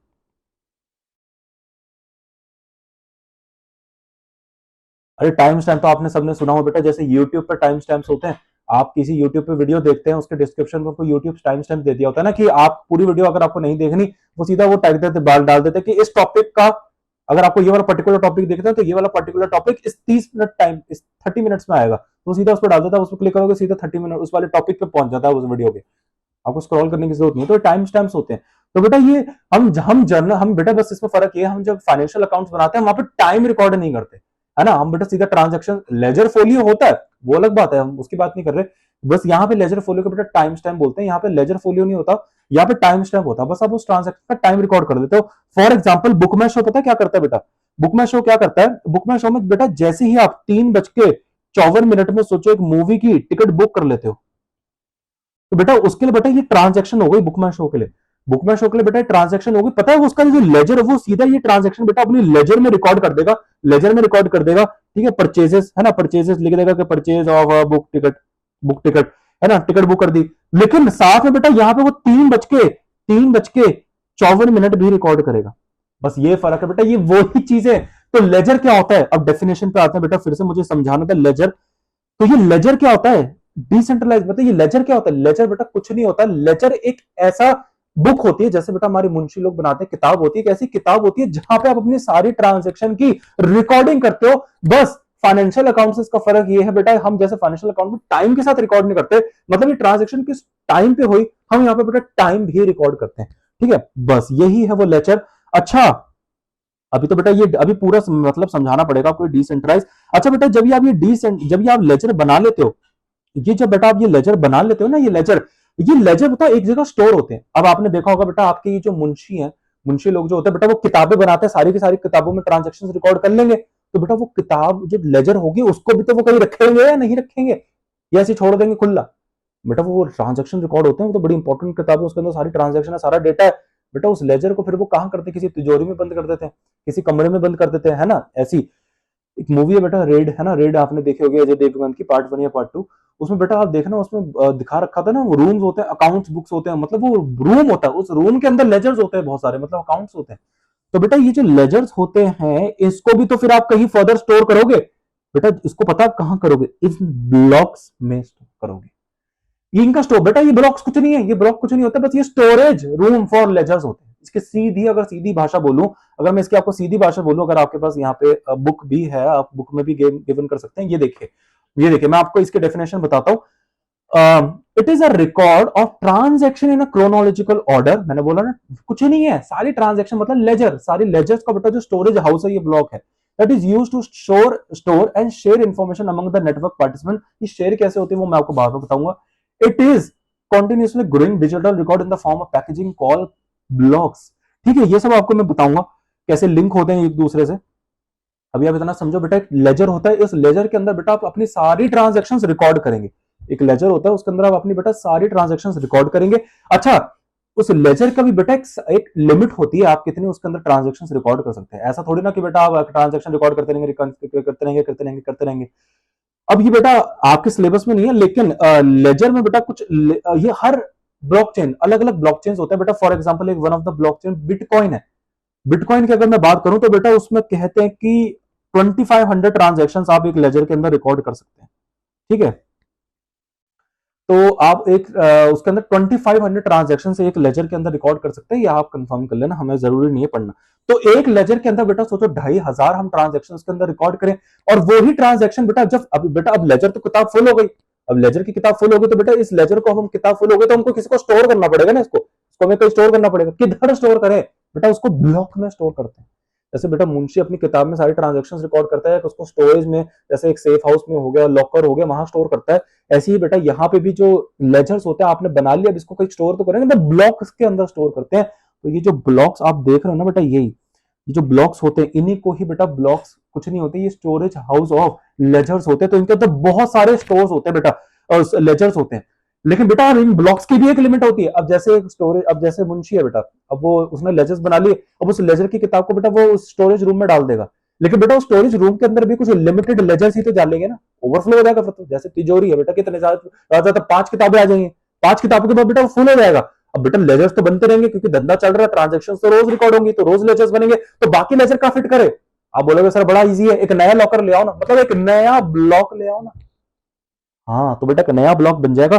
तो इस ब्लॉक की बेटा एक एक सीमा होती है, एक लिमिट होती है कि बेटा ये कुछ एक पर्टिकुलर लिमिट तक ही लेजर्स रिकॉर्ड कर सकता है। तो बेटा इस ब्लॉक का साइज होता है, हर ब्लॉकचेन का बेटा अपना अपना साइज होता है। एग्जांपल के तौर में बहुत सारे ब्लॉकचेन्स होते हैं, जैसे बिटकॉइन हो गए, इथेरियम हो गए, बहुत सारे हैं बेटा, ठीक है। बिटकॉइन की अगर बात करूं, क्योंकि हमारा पेपर में बिटकॉइन ही दे रखा है ना सिलेबस में, तो मैं बिटकॉइन के लिए बात करूंगा। बिटकॉइन का बेटा जो एक ब्लॉक का साइज होता है वो 1 MB होता है। 1 MB होता है बेटा। एमबीज आपको पता है ना बेटा, ये एक साइज, एक यूनिट ऑफ साइज है। जैसे आपकी वीडियो फाइल्स होती हैं वो कम से कम एमबीज या जीबीज में चली जाती है ना। आपकी जो इमेजेस जेपैग जैसे होती हैं वो केबीस में होती हैं, वर्ड फाइल जेपी केबी में चली जाती है, एमबी तक में भी चली जाती है ना। तो एमबी आप लोगों को पता है, ये सबको पता है एमबी वगैरह क्या होता है, गीगाबाइट, मेगाबाइट, है ना, किलोबाइट्स, ये सब टेराबाइट्स भी आ जाती है आजकल। तो बेटा इस हर ब्लॉक का बेटा ब्लॉक की बेटा सीमा होती है। मतलब एग्जांपल के तौर में बेटा आपका लैपटॉप है, सोचा आपके लैपटॉप में जो हार्ड डिस्क है उसके उसकी जो बेटा सीमा, मतलब हार्ड डिस्क मतलब उसकी जो स्पेस है, आपके लैपटॉप में जो स्पेस है बेटा, सोचो 256 GB की स्पेस है बेटा। मतलब इसका मतलब 256 GB तक ही मटीरियल उस पर डाल सकते हो बेटा। अगर वो फुल हो जाएगी तो आप उसके अलावा 1 GB भी नहीं डाल सकते। आपको फिर एक अपनी अपनी जीबी को एक्सटेंड करना पड़ेगा, एक्सपैंड करना पड़ेगा। वो डिपेंड करता है आपके हार्डवेयर पे, आपका जो सॉरी एसएसडी है कि वो एक्सपेंडेबल है या नहीं, ठीक है। तो बेटा इस ब्लॉक का, ये ब्लॉक समझे बेटा, कंसेप्ट समझा रहा हूं मैं, धीरे धीरे ब्लॉक चेन पे आ रहा हूं। अभी तक बेटा मैंने आपको वो फीचर्स पढ़ाए ही नहीं, यही तो आपको समझ नहीं, ये मुझे आपको धीरे धीरे पढ़ाना ही पड़ेगा, ठीक है। चलिए, तो आई होप बेटा आप समझे। लेजर समझे, लेजर कुछ नहीं होता बेटा, वहां पे फाइनेंशियल सारी ट्रांजेक्शन रिकॉर्ड होती हैं, या कोई भी ट्रांजेक्शन, जरूरी नहीं फाइनेंशियल, नॉन मॉनिटरी ट्रांजेक्शन भी रिकॉर्ड होती है, ठीक है। तो वो जब लेजर बेटा सारा एक, लेकिन लेजर भी बेटा एक किताब है, वो भी फुल हो जाएगी बेटा, फुल हो जाएगी तो उसको आप कहां रिकॉर्ड करोगे? मतलब फिर उसको भी बेचारे को कहां स्टोर करोगे बेटा? ब्लॉक्स के अंदर स्टोर करोगे। अच्छा बेटा, ब्लॉक्स में भी बेटा लेजर्स को आप किसी पर्टिकुलर लिमिट तक ही स्टोर कर सकते हैं ना। कितनी लिमिट है? 1 MB तक बेटा, बस 1 MB तक ही स्टोर कर सकते हो। इसका मतलब बेटा ये 1 MB तक। तो सर आपने ये तो ठीक है, आपने ब्लॉक का साइज बता दिया, लेकिन सर आपने लेजर का साइज तो बताया नहीं हमको बेटा। आपके मैं बात बताऊं, आपके सिलेबस में है नहीं लेजर का साइज, लेकिन अगर आपको जानना ही है तो बिटकॉइन में जनरली जो एक लेजर का साइज होता है, जनरली बेटा जो बिटकॉइन में एक लेजर का साइज होता है वो 250 बाइट्स का होता है बेटा। आपने बिट्स बाइट्स सारा समझ लिया होगा ना, ये पहला ही टॉपिक था बेटा टेक्नोलॉजी में, बिट्स बाइट्स सारा सिस्टम समझ लिया आपने, रिकॉर्ड्स, फाइल्स, ये सब, ठीक है। तो 250 बाइट्स का एक साइज होता है, तो 250 बाइट्स आप देख सकते हो बेटा कितनी सारी बाइट्स बनके फिर बेटा आप ये 1 MB तक पहुंच जाएंगे। तो अच्छी खासी बेटा आपकी यहाँ पे आप लेजर्स को रिकॉर्ड कर सकते हैं, अच्छा खासा स्पेस है एक ब्लॉक के अंदर, ठीक है। एक लेजर का साइज बेटा 250 बाइट्स है, और 250 बाइट्स होते होते होते होते आप बेटा इतनी लेजर्स अच्छी तरह रिकॉर्ड कर सकते हो जब तक ब्लॉक का 1 MB थ्रेशोल्ड लेवल पास ना हो जाए, पहुंच ना जाए। मतलब सीधी सीधी बात है बेटा, आपके जो ब्लॉक की लिमिट है 1 MB है, मतलब आप 1 MB तक की इंफॉर्मेशन सारी स्टोर कर सकते हो। और एक लेजर, और ब्लॉक क्या होता है? लेजर्स को स्टोर करने वाला एक चीज होता है। मतलब आप ब्लॉक्स में बेटा लेजर्स को स्टोर करते हो बेटा, ये सिर्फ मैं आपको अभी बता रहा हूं, लेकिन ब्लॉक्स में आप मेरी बात पकड़ के मत बैठ जाना कि सिर्फ लेजर ही स्टोर होते हैं बेटा, और भी बहुत सारी चीजें लेजर्स के अंदर स्टोर होती हैं। जैसे version of the block, hash of the block, ये सब हैशेस क्या होते हैं, ये वर्जन क्या होते हैं बेटा, ये मैं आपको आगे वाले कंसेप्ट में बताऊंगा, ठीक है। तो अभी आप ऐसा मान के चलो ब्लॉक कुछ नहीं होता बेटा, वो लेजर का एक स्टोर हाउस होता है। तो बेटा आप लेजर को स्टोर करोगे, और एक लेजर का जो अप्रोक्सीमेटली साइज होता है बिटकॉइन का बेटा, इथेरियम वगैरह की बात नहीं कर रहा, बिटकॉइन में एक लेजर का सब सब ब्लॉकचेन्स बेटा, ब्लॉकचेन तो मैंने बताया ना एप्लीकेशन है, उसके अलग अलग फिर प्रोडक्ट्स है बेटा। जैसे बिटकॉइन हो गए, इथेरियम हो गए, ये सब के अलग अलग बेटा ब्लॉक्स के अलग अलग साइज होते हैं, सबके अपने अपने लेजर्स होते हैं, ट्रांजेक्शन लिमिट भी इनकी अपनी अपनी होती है, ठीक है। तो बिटकॉइन की अगर बात करें तो एक लेजर का साइज बेटा 250 बाइट्स होता है, और आप 250 बाइट्स का एक लेजर होता है बेटा, उसमें आप कम से कम 2500 ट्रांजेक्शन रिकॉर्ड कर सकते हैं, ऐसा बिटकॉइन का बोलते हैं। कुछ लोग कहते हैं 2000, कुछ कहते हैं 2500, ठीक है। तो आप रेंज पकड़ लीजिए। फिर बेटा जब आप इसको फिर आप ब्लॉक्स में स्टोर करते हैं, कितना स्टोर कर सकते हैं बेटा, 1 MB तक स्टोर कर सकते हैं। इसके बाद बेटा अगर सोचो एक लेजर अब और बनाना पड़ा, अब आपका एक सोचो बेटा एग्जाम्पल के तौर में, आपका बेटा ये ब्लॉक हो गया फुल, एग्जाम्पल के तौर में मानते बेटा आपका ये जो ब्लॉक है ये वाला, ये बेटा फुल हो गया। अब बेटा आपका धंधा तो चलता रहेगा, बेटा धंधा तो चलता रहेगा, ट्रांजेक्शन चलती रहेंगे, ट्रांजेक्शन बनेंगे तो लेजर में रिकॉर्ड करेंगे, लेजर रिकॉर्ड करेंगे तो एक लेजर और आ गया। अब एक लेजर और आ गया, इसको स्टोर का करूं, ये ब्लॉक तो फुल हो गया। तो बेटा जैसे मुंशी एक नया स्टोर खरीद लेता है, नया तिजोरी खरीद लेता है अपने लेजर्स को रखने के लिए, तो बेटा क्या आप एक नया ब्लॉक नहीं बना सकते? बेटा ये ब्लॉक ऐड करने का एक पूरा प्रोसेस है, इसको ही माइनिंग बोलते हैं, ब्लॉकचेन माइनिंग। इस प्रोसेस को, एक ब्लॉकचेन को ऐड करना, एक नया ब्लॉक ऐड करने का बेटा प्रोसेस को माइनिंग बोलते हैं। ये माइनिंग अपने में ही एक अलग कंसेप्ट है, जो कि बेटा मैं शायद एक नेक्स्ट क्लास में समझाऊंगा, इस क्लास में बेटा सारा समझाना पॉसिबल नहीं है, मैं इसका एक पार्ट 2 लेके आऊंगा, ठीक है बेटा। मुझे अभी एक फाउंडेशन आपको इस ब्लॉकचेन का समझाना पड़ेगा बेटा, बाकी पार्ट 2 में इसके मुझे आपको ज्यादा फिर समझाने की जरूरत नहीं है, ठीक है। तो आपको बेटा ब्लॉक समझ में आया? तो बेटा एक नया ब्लॉक बनाना पड़ेगा। तो जैसे अभी सोचो बेटा एक नया ब्लॉक बन गया, अब इस नए ब्लॉक में बेटा फिर वही पुरानी स्टोरी, फिर लेजर्स डालो, है ना, लेजर्स डालते रहोगे, फिर बेटा वो वाला ब्लॉक भी फुल हो जाएगा, बेटा ये ब्लॉक भी फुल हो जाएगा, फिर एक नया ब्लॉक बनाओगे, फिर बेटा ये ब्लॉक भी फुल रहेगा, फिर बेटा ऑन गो करता रहेगा till n number of the blocks आप बनाते रहोगे बेटा। अरे लाइफ, क्योंकि धंधा इज अ गोइंग कंसर्न, पता है ना, अरे परपेचुअल एंटिटी है बिजनेस, अब बिजनेस तो परपेचुअल एंटिटी है, तो ट्रांजैक्शंस बनती रहेंगे, ट्रांजैक्शन रखते तो लेजर्स बनते रहेंगे, लेजर्स बनते रहेंगे तो ब्लॉक की तो बेचारे की सीमा है। तो बेटा ऐसे आपको नए नए नए नए नए ब्लॉक्स बनाने पड़ेंगे। इसे ही बेटा कहते हैं, जब सारे ब्लॉक्स बनते रहेंगे, एक ब्लॉक बना, दूसरा ब्लॉक बना, तीसरा ब्लॉक बना, मतलब चेन ऑफ ब्लॉक्स बन रहे हैं, तो बेटा इसे ही तो कहते हैं ब्लॉकचेन, इसे ही कहते हैं ब्लॉकचेन। आप समझ में आया बेटा? धीरे धीरे वहां तक लेके आ रहा हूं बेटा मैं आपको, स्लोली स्लोली, ठीक है। अभी तो बहुत चीजें समझनी बेटा, पीयर टू पीयर नेटवर्क आपको समझाना है, नोड्स समझाने हैं, बिटकॉइन माइनिंग समझाने, बिटकॉइन माइनिंग कह रहा हूं, ब्लॉकचेन माइनिंग समझानी है बेटा, बहुत चीजें समझानी है। अभी तो बहुत चीजें, proof of work, proof of stake, हमारे सिलेबस में बेटा दो ही प्रूफ ऑफ वर्क है। ये क्या होता है? ये कंसेंसस कंसेंसस एल्गोरिदम्स होते हैं, कंसेंसस प्रोटोकॉल होते हैं, proof of work, proof of stake, और भी होते हैं, वैसे हमारे सिलेबस में नहीं है, proof of elapse time, proof of burn, ठीक है, ये सब भी हमारे ब्लॉकचेन, सॉरी, कंसेंसस प्रोटोकॉल्स है, आप देख सकते हैं आपके पास जो भी स्टडी मैट्स है उसमें गिवन है, ठीक है। मैं आपको कंसेंसस बताऊंगा बेटा, कंसेंसस क्या होती है, कैसे यहाँ पे ब्लॉकचेन में वो काम करती है। तो चलिए बेटा, अब आपको मैं प्रोसेस, अभी प्रोसेस तो नहीं बताऊंगा, क्योंकि अभी मुझे आपको एक एक चीज करके बताना पड़ेगा। तो आई होप बेटा आपको ये चीज समझ में आई कि ब्लॉक्स वाले सिस्टम, ब्लॉक समझ में आया बेटा, एक ब्लॉक, दो ब्लॉक, तीन ब्लॉक, ठीक है सर, समझ में आ गया हमको ब्लॉक सारा। अब बेटा इस ब्लॉक के अंदर बताओ लेजर्स होते हैं, ये भी आपको समझ में आया। अब ये ब्लॉक चेन क्या है बेटा? कभी चेन देखी है? कभी चेन देखी? अभी मैंने आपको, अभी ये मत समझ आना कि ब्लॉक चेन ऐसा आया, अच्छा सर समझ गए, मतलब ब्लॉक्स बनते रहेंगे, ब्लॉक्स बनते रहेंगे, मतलब सर एक चेन ऑफ द ब्लॉक बनता रहेगा इसलिए ब्लॉक चेन नाम है। अरे ब्लॉक चेन इसलिए नाम नहीं है बेटा, चेन की कैरेक्टरिस्टिक होती है क्या बेटा, चेन जो होती है ना वो एक दूसरे से कनेक्टेड होती है, पहली चेन दूसरी चेन से, तीसरी तो चौथी से पांचवी, सब एक दूसरे से कनेक्टेड होते हैं, सब एक दूसरे से कनेक्टेड होते हैं ना बेटा। इसका मतलब यही कैरेक्टरिस्टिक्स यहाँ पे काम कर रहे हैं। ये जो ब्लॉक है बेटा, यहाँ पे ध्यान से देखो, ये इससे कनेक्टेड है, ये बेटा इससे कनेक्टेड है, मतलब बेटा यहाँ पे ब्लॉक, मतलब ये जो ब्लॉक्स हैं बेटा, ये एक दूसरे से कनेक्टेड है। कैसे कनेक्टेड है पता है? कैसे कनेक्टेड है बेटा? मैंने आप लोगों को ये बोला, ब्लॉक्स में क्या होता है, लेजर्स की सारी इंफॉर्मेशन स्टोर होती है बेटा। बेटा ये जो लेजर की इंफॉर्मेशन है बेटा, यही सेम कॉपी इस सेम ब्लॉक 2 के पास भी होगी बेटा।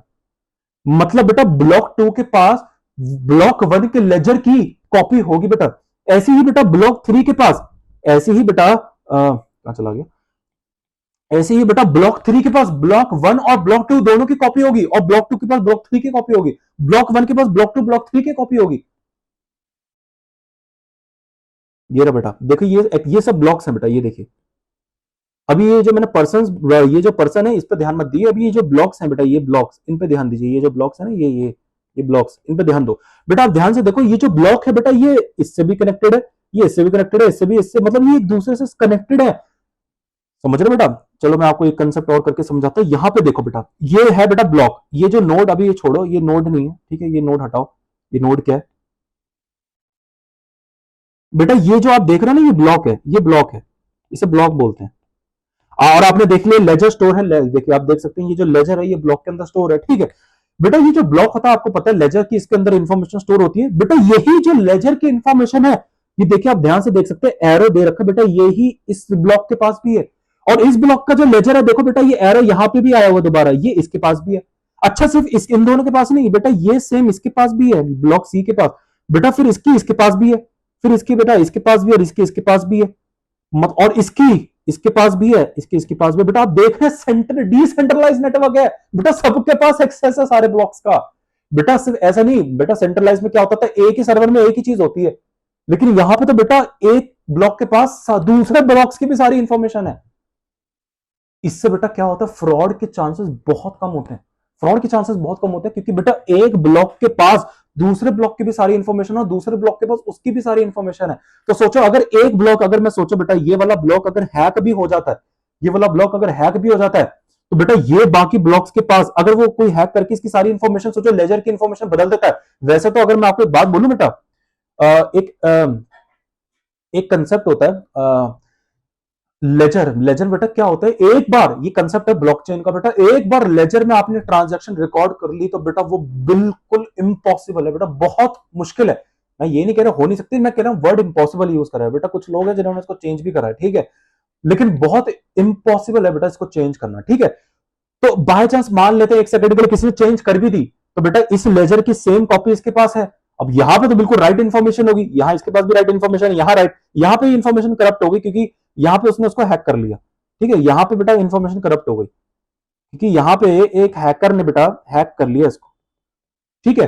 लेकिन अब बेटा यहां पे पता पकड़ा जाएगा, अब वो हैकर लेकिन पकड़ा जाएगा कैसे, क्योंकि यहां पे जब वो इन्फॉर्मेशन अपनी भेजेगा, ये लेजर देखेगा यार मेरे पास ये वाला लेजर का तो कोई इन्फॉर्मेशन नहीं है, और वो ये वाला लेजर, ये वाला क्या कहते हैं, ये वाला भी चेक करेगा यार मेरे पास भी नहीं, ये वाला भी चेक करेगा ये नहीं है, ये कौन सा लेजर की इन्फॉर्मेशन है, वैसे पकड़ लेंगे मतलब ये हैक हो गया बेटा, ठीक है। इसलिए यहाँ पे इजी बहुत है, ठीक है, डिसेंट्रलाइज नेटवर्क है, समझ रहे हो, मतलब इसकी लेजर की कॉपी इस ब्लॉक के पास भी है। अच्छा इस ब्लॉक की जो लेजर कॉपी होगी वो इसके पास भी होगी, अच्छा इस ब्लॉक की जो लेजर कॉपी है वो इसके पास भी होगी, मतलब एक ब्लॉक की जो लेजर कॉपी है बेटा वो बाकी सारे लेजर के बाकी ब्लॉक्स को भी डिस्ट्रीब्यूट कर दी जाती है, इसी का नाम है डिस्ट्रीब्यूटेड लेजर। अगर आप अपने बेटा स्टडी मटेरियल खोल के देखेंगे वहां पे आपके पास एक कंसेप्ट गिवन है, जब आप करेक्ट, मैं आपको पढ़ा रहा हूं ना टर्म्स टर्म्स पढ़ा रहा हूं, तो वहां पे देखना डिस्ट्रीब्यूटेड लेजर करके, ये डिस्ट्रीब्यूटेड लेजर आज समझ में आया, ये देखिए आपके सामने इमेज दे रखी है बेटा, ये डिस्ट्रीब्यूट क्या है, एक ब्लॉक जिसके अंदर अपनी फाइनेंशियल एक सॉरी लेजर की इंफॉर्मेशन होती है, उस लेजर की इंफॉर्मेशन बेटा वो डिस्ट्रीब्यूट कर देता है बाकी अपने साथी ब्लॉक्स को भी, बाकी ब्लॉक्स को भी दे देता है, उन ब्लॉक्स के पास भी उसकी सारी लेजर की इंफॉर्मेशन आती है। आप समझे लॉजिक, लेकिन ये डिस्ट्रीब्यूट क्यों करा जाता है, ताकि फ्रॉड के चांसेस ना हो। आगे और समझाऊंगा, एक रीजन और है, एक रीजन और है उसकी वजह से भी ये डिस्ट्रीब्यूट करा जाता है, ठीक है, ताकि ट्रांजेक्शन हो सके for the validation purpose. Validation purpose, ये ट्रांजेक्शन क्या होता है, वैलिडेशन क्या होता है, ठीक है, ये सब मैं आपको आगे बताऊंगा। डिस्ट्रीब्यूटेड लेजर का मतलब समझे, अभी ये कंसेप्ट बहुत ज्यादा जरूरी था समझना। लेजर का मतलब समझ गए, वो कुछ नहीं होती, सारे ट्रांजेक्शन उसमें रिकॉर्ड करते हैं विद टाइम स्टैम्प्स, जल्दी रिवाइज करते हैं। फिर आप जब लेजर कर लोगे, लेजर बना दोगे लेटर, फिर लेजर को भी तो कहीं स्टोर करोगे, कहां करोगे, ब्लॉक्स के अंदर करोगे। अच्छा अब ब्लॉक्स की भी एक सीमा होगी, बिटकॉइन के अंदर एक 1 MB तक की उसकी स्पेस होती है, आप बस वहां तक इसको स्टोर कर सकते हो। उसके बाद आप कहां लेजर्स को रिकॉर्ड करोगे, जो नए लेजर्स आएंगे एक नया ब्लॉक बनाना पड़ेगा। नया ब्लॉक बनाने का पूरा प्रोसेस है जिसको माइनिंग बोलते हैं, वो हम आगे डिस्कस करेंगे बाद में। चलिए, तो उसके अंदर आप सारी बेटा इंफॉर्मेशन अपनी स्टोर कर देते हैं। अच्छा जब आप अपनी सारी इंफॉर्मेशन स्टोर कर देते हैं उस सेकंड ब्लॉक में, उस इस सेकंड ब्लॉक के पास बेटा अपनी इस ब्लॉक 1 की भी सारी लेजर इंफॉर्मेशन होती है, इस ब्लॉक 2 के पास ब्लॉक 3 की भी इंफॉर्मेशन होती है, इस ब्लॉक 2 की ब्लॉक 3 में भी होती है, ब्लॉक 3 की इसमें होती है, इसकी इसके पास होती है, इसके पास, मतलब एक दूसरे से कनेक्टेड होते हैं। मतलब अगर ब्लॉक 1 चाहता है तो ब्लॉक 2 की भी लेजर इंफॉर्मेशन है, इसके पास ब्लॉक 3 की भी है।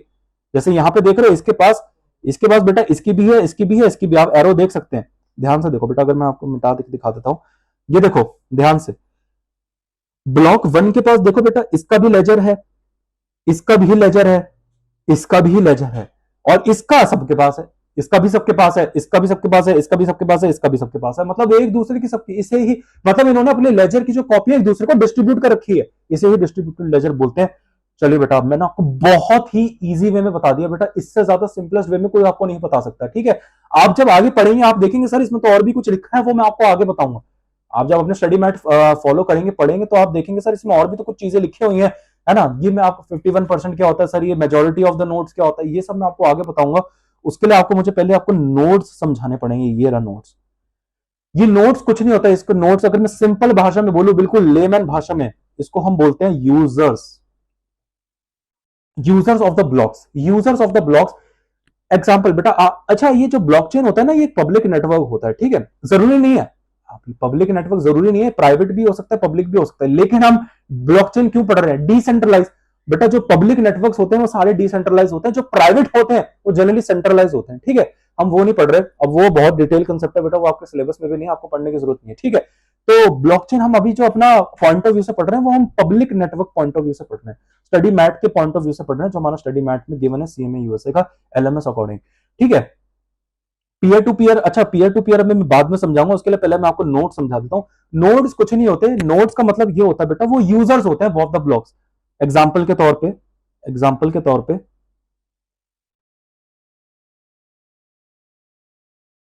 ठीक है। चलिए बेटा अब मैं यहां पे आ जाता हूं।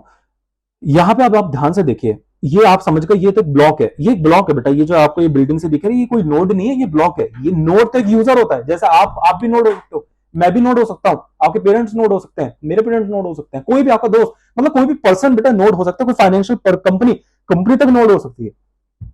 जरूरी नहीं है किसी आदमी को ही नोड होना है, ठीक है। पर्सन को नोड होना जरूरी नहीं है, कोई एंटिटी भी नोड हो सकती है, ठीक है सर। अच्छा ये नोड होते क्या बेटा, ये नोड कुछ नहीं होते, they are, node are nothing but they are the users of the blocks. अगर इसके डेफिनेशन पढ़ लेते हैं, nodes are computers on a peer to peer network. देखिए बेटा आप एक नोड होते हैं, अभी जो ब्लॉक्स होते हैं ना बेटा, आपके इस ब्लॉक के अंदर क्या होती है, सारी की सारी इंफॉर्मेशन स्टोर होती है। आज हम बेटा नोड्स तक की अपना सारा कंसेप्ट सीमित करेंगे, उसके आगे मैं अपने सेकंड लेक्चर लूंगा बेटा, वहां पे सारे कंसेप्ट पढ़ा दूंगा, क्योंकि बेटा यहां तक फाउंडेशन पढ़ाना जरूरी थे ना, ब्लॉकचेन समझाना था, ब्लॉक समझाना था, लेजर समझाना था, नोड समझाने थे, कंप्यूटर से समझाने थे। बस इसके बाद बेटा सारी चीजें बहुत सिंपल है, बहुत जल्दी जल्दी जल्दी जल्दी जल्दी समझ में आएंगी, ठीक है, क्योंकि ये फाउंडेशन था, ये फाउंडेशन समझ में आ गया, सारा समझ में आएगा। ये कंसेप्ट क्लास थी बेटा, फाउंडेशनल क्लास, इसलिए बेटा मुझे मुझे पता था शायद इसमें 2 लेक्चर बनेंगे, ठीक है। कोई नहीं, चलो 2 लेक्चर बन गए, मैं 2 पार्ट्स लेके आऊंगा इस कंसेप्ट के। लास्ट है हमारा ये नोट्स, ठीक है। तो नोट्स कुछ नहीं होते बेटा, नोट्स क्या होते हैं, यूजर्स होते हैं जो उस ब्लॉक को यूज करेंगे। बेटा मैंने अभी आपको क्या बताया, ये जो नोड है, नोड सॉरी, ये जो ब्लॉक है, इस ब्लॉक के अंदर क्या है, सारी की सारी ट्रांजेक्शन्स का रिकॉर्ड है बेटा। It's a record of all the transactions, है ना। ट्रांजेक्शंस आप कहां रिकॉर्ड करते हैं, इन द लेजर, मतलब it's a record of all the ledgers, ठीक है। तो ब्लॉक कुछ नहीं होता, सारा रिकॉर्ड होता है लेजर्स का। तो बेटा आपको अगर ये एज ए यूजर, अब मैं एक यूजर हूं बेटा, ये ब्लॉक में अंदर सारे ट्रांजेक्शन है, लेकिन क्या है इसका, क्या करें, क्या करें सर, क्या करेंगे, ब्लॉक के अंदर का सारे लेजर्स है, कर क्या रहे बेटा, ऑब्वियसली आप उसको यूज करोगे ना, तभी तो ब्लॉक के अंदर सारे लेजर्स हैं। एक मुंशी बेटा अपने लेजर जो उसके अंदर डालता है ब्लॉक्स में, मतलब अपनी तिजोरी में लेजर्स डालता है, उसको यूज करने के लिए तो डालता है। ऐसी बेटा हम भी ब्लॉक्स के अंदर अपने लेजर को स्टोर करते हैं, तो यूज के लिए ही तो करेंगे। तो आप हम दोनों यूज हो सकते हैं। अगर बेटा मैं इस ब्लॉक को एक्सेस करना चाहता हूं, मैं इस ब्लॉक, क्योंकि इस ब्लॉक के अंदर बेटा फाइनेंशियल, इस ब्लॉक के अंदर सारी इंफॉर्मेशन है, अगर मैं इस ब्लॉक के अंदर जो लेजर्स की इंफॉर्मेशन है उसको एक्सेस करना चाहता हूं, तो बेटा मैं कैसे एक्सेस करूंगा, थ्रू अ कंप्यूटर। बेटा मैं थ्रू अ कंप्यूटर करूंगा, और उसी कंप्यूटर को बेटा नोड बोला जाता है। टर्म्स है बेटा, कुछ टर्म्स है जो हमको, या बस ये टर्म्स ही तो है, समझ लो। नोड कुछ नहीं होता, वो एक चीज होती है जो यूजर को उस ब्लॉक के अंदर जो रिलेवेंट इंफॉर्मेशन होती है उसको एक्सेस करने में मदद करती है, इसे नोड बोलते हैं। बेटा ये नोड कुछ भी हो सकते हैं, आपका कंप्यूटर भी हो सकता है, आपका लैपटॉप भी हो सकता है, आपका स्मार्टफोन भी हो सकता है, ठीक है, कुछ भी हो सकता है, कोई भी इलेक्ट्रॉनिक बेटा आपका नोड बन सकता है। लेकिन जरूरी है बेटा, इनके बिना आप सर्वर ज्वाइन ही नहीं कर सकते, मतलब सॉरी, इस ब्लॉक को एक्सेस नहीं कर सकते, आपको कुछ ना कुछ चाहिए। जर्नली कंप्यूटर्स होते हैं, ठीक है, वो भी बेटा ये नॉर्मल कंप्यूटर्स नहीं जो आप हम दोनों हम यूज कर रहे हैं, ये वो वाले कंप्यूटर्स नहीं होते बेटा, इसके लिए एक स्पेशल कंप्यूटर चाहिए होते हैं, वो मैं आपको बताऊंगा अभी थोड़ी देर में कौन से कंप्यूटर नहीं बेटा, एक्चुअली जो उसके अंदर इंटीग्रेशन होती है, मतलब इंटीग्रल्स, मतलब उसके जो कंपोनेंट्स होते हैं, उसके एलिमेंट्स, जैसे उसका जीपीयू है ना, रैम, एसएसडीज, ये सब बेटा आपके एडवांस होने चाहिए। चिप्स होती हैं बेटा, वो मैं आपको बताऊंगा, जीपीयू वर्सेस एएसआईसी, वो मैं आपको अभी बता बाद में बताऊंगा, यहाँ पे नहीं बताऊंगा, ठीक है। वैसे उसकी फुल फॉर्म होती है एप्लीकेशन स्पेसिफिक इंटीग्रेशन चिप्स, ठीक है, इंटीग्रेटेड चिप्स। उसका यूज भी वैसे अगली क्लास में आऊंगा, लेकिन यहां से अभी बस आपको मिलवाऊंगा, तो बेटा आप समझे, मतलब इस ब्लॉक में जो बेटा इंफॉर्मेशन है, ये जो ब्लॉक आप देख रहे हैं इसके अंदर इंफॉर्मेशन है सारे लेजर्स की। अगर आप इसको एक्सेस करना चाहते हो तो आप ऐसे एक्सेस नहीं कर सकते, आपको एक कंप्यूटर चाहिए होगा और उसी को नोड बोलते हैं। ठीक है, तो नोड आर कंप्यूटर्स, तो node are computers on a peer to peer network. ये पीयर टू पीयर क्या है? अरे बेटा देखो, जैसे ये मैं हूं, ये आप हो, चलो ये मैं मान लेता हूं, सैम हो गए, ठीक है, सैम हो गया, ये राहुल हो गया, सोचो, है ना, ये इसको क्या माने, कुछ भी बोल देना, ये गोलू हो गया, ठीक है, और ये हो गई प्रिया, मान के चल लेते हैं। ठीक है, ये चार लोग हैं, ये चार ये यूजर्स हैं, ये सारे के सारे नोड्स हैं बेटा। जैसे राहुल ने इस वाले ब्लॉक को ले लिया, गोलू ने इस वाले ब्लॉक को ले लिया, प्रिया ने इस वाले ब्लॉक को ले लिया। अब ये जो सैम है, राहुल है, गोलू है, प्रिया है, इन ब्लॉक्स को जब एक्सेस करना चाहते हैं बेटा, ये ऐसे एक्सेस नहीं कर सकते, इनको एक डिवाइस का जरूरत होती है, वो जनरली जो कंप्यूटर्स होता है, लेकिन जरूरी नहीं है हर बार कंप्यूटर, ये स्मार्टफोन भी हो सकता है। बताऊंगा बताऊंगा बेटा नोड्स आपके पेपर में बेटा, बताऊंगा भी ये नोट्स क्या होते हैं। ये दो टाइप ऑफ नोड्स होते हैं, आपके स्टडी मैट में भी गिवन है, मैं सिर्फ आपको बेटा study mat point of view से बता रहा हूँ। ठीक है, वैसे ये डिटेल और भी बहुत डिटेल में टॉपिक बताया जा सकता है, आपके सिलेबस में नहीं है। डिटेल बेटा नोड्स दो टाइप के होते हैं, फुल नोड, ये आपकी मर्जी है आपको कौन सा बनना है, और एक होता है पार्शियल नोड भी बोलते हैं। बेटा इसको पार्शियल नोड भी बोलते हैं। आप अगर अपना स्टडी मैट चेक करेंगे, उसमें एक दूसरा नाम भी इसका दे रखा है। अगर बेटा आप अपना स्टडी मैट भी चेक करेंगे तो आपको इसका वो भी बोल रखा है, क्या कहते हैं, स्टडी मैट मेरे पास गिवन है बेटा। ठीक है, इसका दूसरा नाम बेटा जो है लाइट वेट नोड है, लाइट वेट नोड है बेटा। ठीक है, इसका दूसरा नाम लाइट वेट नोड है। इसका एक और नाम है सिंप्लीफाइड, ये आपके स्टडी मैट में गिवन नहीं है, सिंप्लीफाइड पेमेंट वेरिफिकेशन, कहीं कहीं जगह वैलिडेशन बोला हुआ है इसको, वेरिफिकेशन नोड। बेटा ये आपको बड़े लॉजिक से समझाऊंगा ये है क्या, ये अगली क्लास में समझाएंगे। लेकिन नोड्स बेटा दो टाइप के होते हैं, फुल नोड और पार्शियल नोड। आज बस एक ऊपर ऊपर से बताऊंगा थोड़ा सा। ठीक है, तो नोड्स दो टाइप के होते हैं बेटा, एक फुल नोड होता है और एक पार्शियल नोड होता है। ठीक है, तो अभी मैंने आपको ये समझाया कि नोड जो है ये कुछ नहीं होता बेटा, ये कंप्यूटर्स होते हैं जो एक यूजर को, आप और हमको, उस ब्लॉक के अंदर जो इंफॉर्मेशन होती है उसको एक्सेस करने में मदद करती है। ठीक है, तो आई होप आप ये समझे। लेकिन लेकिन ये पीयर टू पीयर नेटवर्क क्या है बेटा? ये जो सैम है, राहुल है, ये गोलू, ये प्रिया, ये एक नेटवर्क से जुड़े हैं बेटा, हम एक ऑनलाइन नेटवर्क से जुड़े हैं। ठीक है, ये जो जनरली जो ब्लॉकचेन होता है बेटा, ये एक ऑनलाइन नेटवर्क होता है, ऑफलाइन भी हो सकता है, ऑफलाइन भी हो सकता है, लेकिन जर्नली एक ऑनलाइन नेटवर्क होता है ये। ठीक है, ऑनलाइन नेटवर्क होता है। तो हम सब एक नेटवर्क से जुड़े हैं, मतलब बेटा जो मैं चीज करूंगा बेटा, आपको भी वही चीज दिख जाएगी। मतलब अगर बेटा सोचो मैं कोई ट्रांजैक्शन करता हूं तो बेटा वो ट्रांजैक्शन आप राहुल को भी दिखेगी, गोलू को भी दिखेगी, प्रिया को भी दिखेगी। मतलब हम एक नेटवर्क से जुड़े हैं ना। फॉर एग्जांपल बेटा व्हाट्सएप ग्रुप एक नेटवर्क ही तो है। मैं अगर व्हाट्सएप ग्रुप में एक मैसेज डालता हूं तो बेटा आप सबके पास भी तो वो मैसेजेस आने लग जाता है। क्यों? हम सब एक कॉमन नेटवर्क से जुड़े हैं, उस नेटवर्क का नाम व्हाट्सएप है, हमें कॉमन नेटवर्क से जुड़े हैं। ऐसे ही बेटा ये ब्लॉक्स है बेटा, आपको मैंने ब्लॉकचेन समझाया, ये देखो ये कैसे नेटवर्क है बेटा, ऑब्वियसली नेटवर्क है। देखो ना, इस मैंने आपको पहले ही बताया, इस ब्लॉक के अंदर सारे एक दूसरे की लेजर्स जुड़ी हुई हैं। तो बेटा अगर मेरे पास अगर ये ब्लॉक है तो मेरे पास इस राहुल के ब्लॉक की भी तो सारी इंफॉर्मेशन है। राहुल के पास प्रिया, गोलू और मेरी इंफॉर्मेशन है, गोलू के पास प्रिया, सैम और राहुल के ब्लॉक की सारी इंफॉर्मेशन है। तो बेटा हम नेटवर्क से जुड़े हुए हैं, तो इट्स इससे ही कहते हैं बेटा peer to peer network. I hope बेटा आपको ये भी कंसेप्ट समझ में आया होगा। पीयर टू पीयर नेटवर्क, देखो पीयर टू पीयर की डेफिनेशन पढ़ लेते हैं। अब peer to peer network is a decentralized network of computers. मैंने आपको पहले ही बताया डिसेंट्रलाइज है ना, देखो ये सब डिसेंट्रलाइज है। देखो यहां भी क्योंकि डिसेंट्रलाइज क्यों, देखो सैम के पास भी अपना सर्वर है, नोड के पास भी अपना ब्लॉक है, इसके पास भी अपना ब्लॉक है, मतलब सबके पास अपना डेडिकेटेड ब्लॉक है, सबके पास इक्वल इंफॉर्मेशन है, सबके पास इक्वल इंफॉर्मेशन है। क्यों? Thanks to distribution ledger. Ledger distributor मतलब जो लेजर है वो सब एक ब्लॉक पर नहीं, अपनी इंफॉर्मेशन इक्वल सारी दूसरे ब्लॉक्स को भी देता है। बेटा एक ब्लॉक के अंदर जो लेजर है उसकी वो सेम कॉपी उस दूसरे ब्लॉक्स में भी तो है ना। ठीक है, तो it's a network of computer that shares the information as resources directly without the need of a decentralization server. मैंने आपको यही तो बताया, यहाँ पे बेटा सेंट्रलाइजेशन को एलिमिनेट करने के लिए तो ब्लॉकचेन समझाया। जैसे ब्लॉक बेटा सेंट्रलाइज में क्या होता था, ये देखो ना, सेंट्रलाइज में क्या दिक्कत है बेटा, एक सेंटर में था बेटा कोई बंदा, जैसे बीएमएस हो गया, जैसे ब्लॉक बुक माई शो, बैंक्स हो गए बेटा, वो सेंट्रलाइजेशन सर्वर है। हमें जो भी काम करना होता तो उनकी परमिशन की बिना लेनी पड़ती थी बेटा, वो अप्रूव करते थे तभी काम होता था। लेकिन यहाँ पे बेटा कोई भी अप्रूवल लेने की जरूरत नहीं है।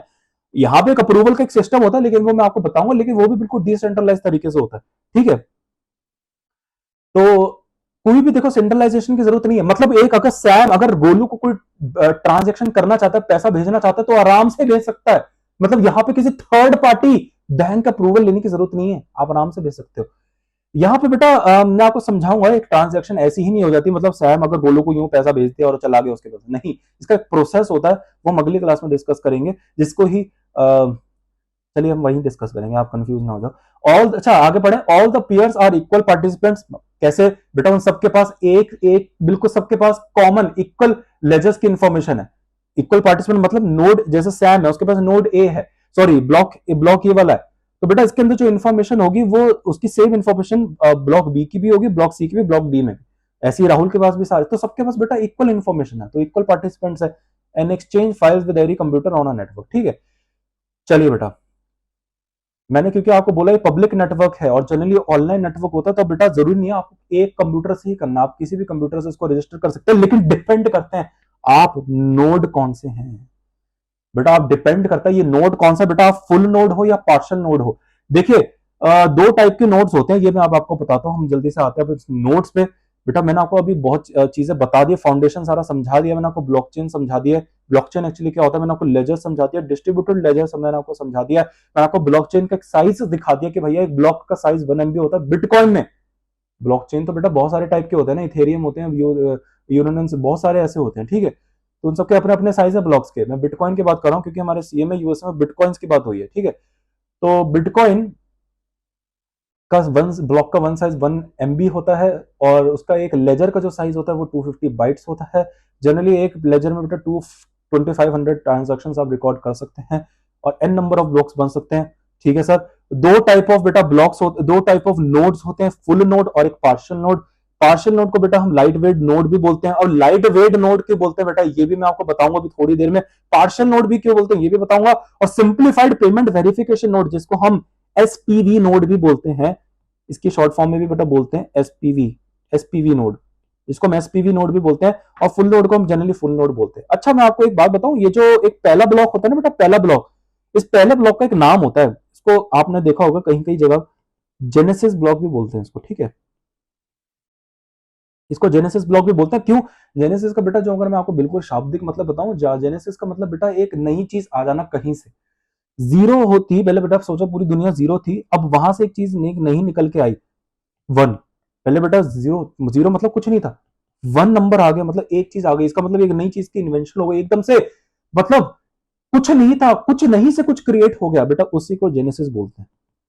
इसका शाब्दिक अगर मैं बिल्कुल शाब्दिक अर्थ बताऊं, तो जेनेसिस का मतलब ये होता है बेटा कुछ नहीं था, कुछ नहीं से कुछ क्रिएट हो जाना, तो ये मतलब है। ठीक है, कंसेंसस क्या होता है बेटा, ये की मीनिंग मैंने आप लोगों के लिए लिखा है। ठीक है, ये मैं आपको बाद में बताऊंगा जब इस पे आऊंगा। ठीक है, जब मैं आपको माइनिंग बताऊंगा ना, माइनिंग होती है, तो ये मैं आपको तब समझाऊंगा कैसे होती है, ट्रांजेक्शन कैसे होती है ब्लॉकचेन के अंदर, बिटकॉइन के अंदर, वो मैं आपको समझाऊंगा। बिटकॉइन माइनिंग क्या होती है वो भी मैं आपको अगली क्लास में समझाऊंगा। बहुत स्टूडेंट्स ने सुना होगा बिटकॉइन माइनिंग, बिटकॉइन माइनिंग, ये वही है। अच्छा बेटा, ये दो टाइप के नोड्स होते हैं, फुल नोड एक पार्शियल नोड। कुछ नहीं होता बेटा फुल नोड मतलब, फुल नोड मैं नाम से बताता हूं, एक ऐसा नोड मतलब एक ऐसा यूजर, एग्जांपल के तौर पे मान के चलते हैं सैम। बेटा एक ऐसा यूजर जिसके पास ब्लॉक के अंदर अगर सारी की सारी फुल के फुल इंफॉर्मेशन का एक्सेस है, उस ही नोड को फुल नोड बोलते हैं। सर मतलब बेटा एग्जांपल के तौर पर मैंने आपको बताया ब्लॉक के अंदर लेजर्स होते हैं, मतलब लेजर्स के अंदर सारी इंफॉर्मेशन होती है।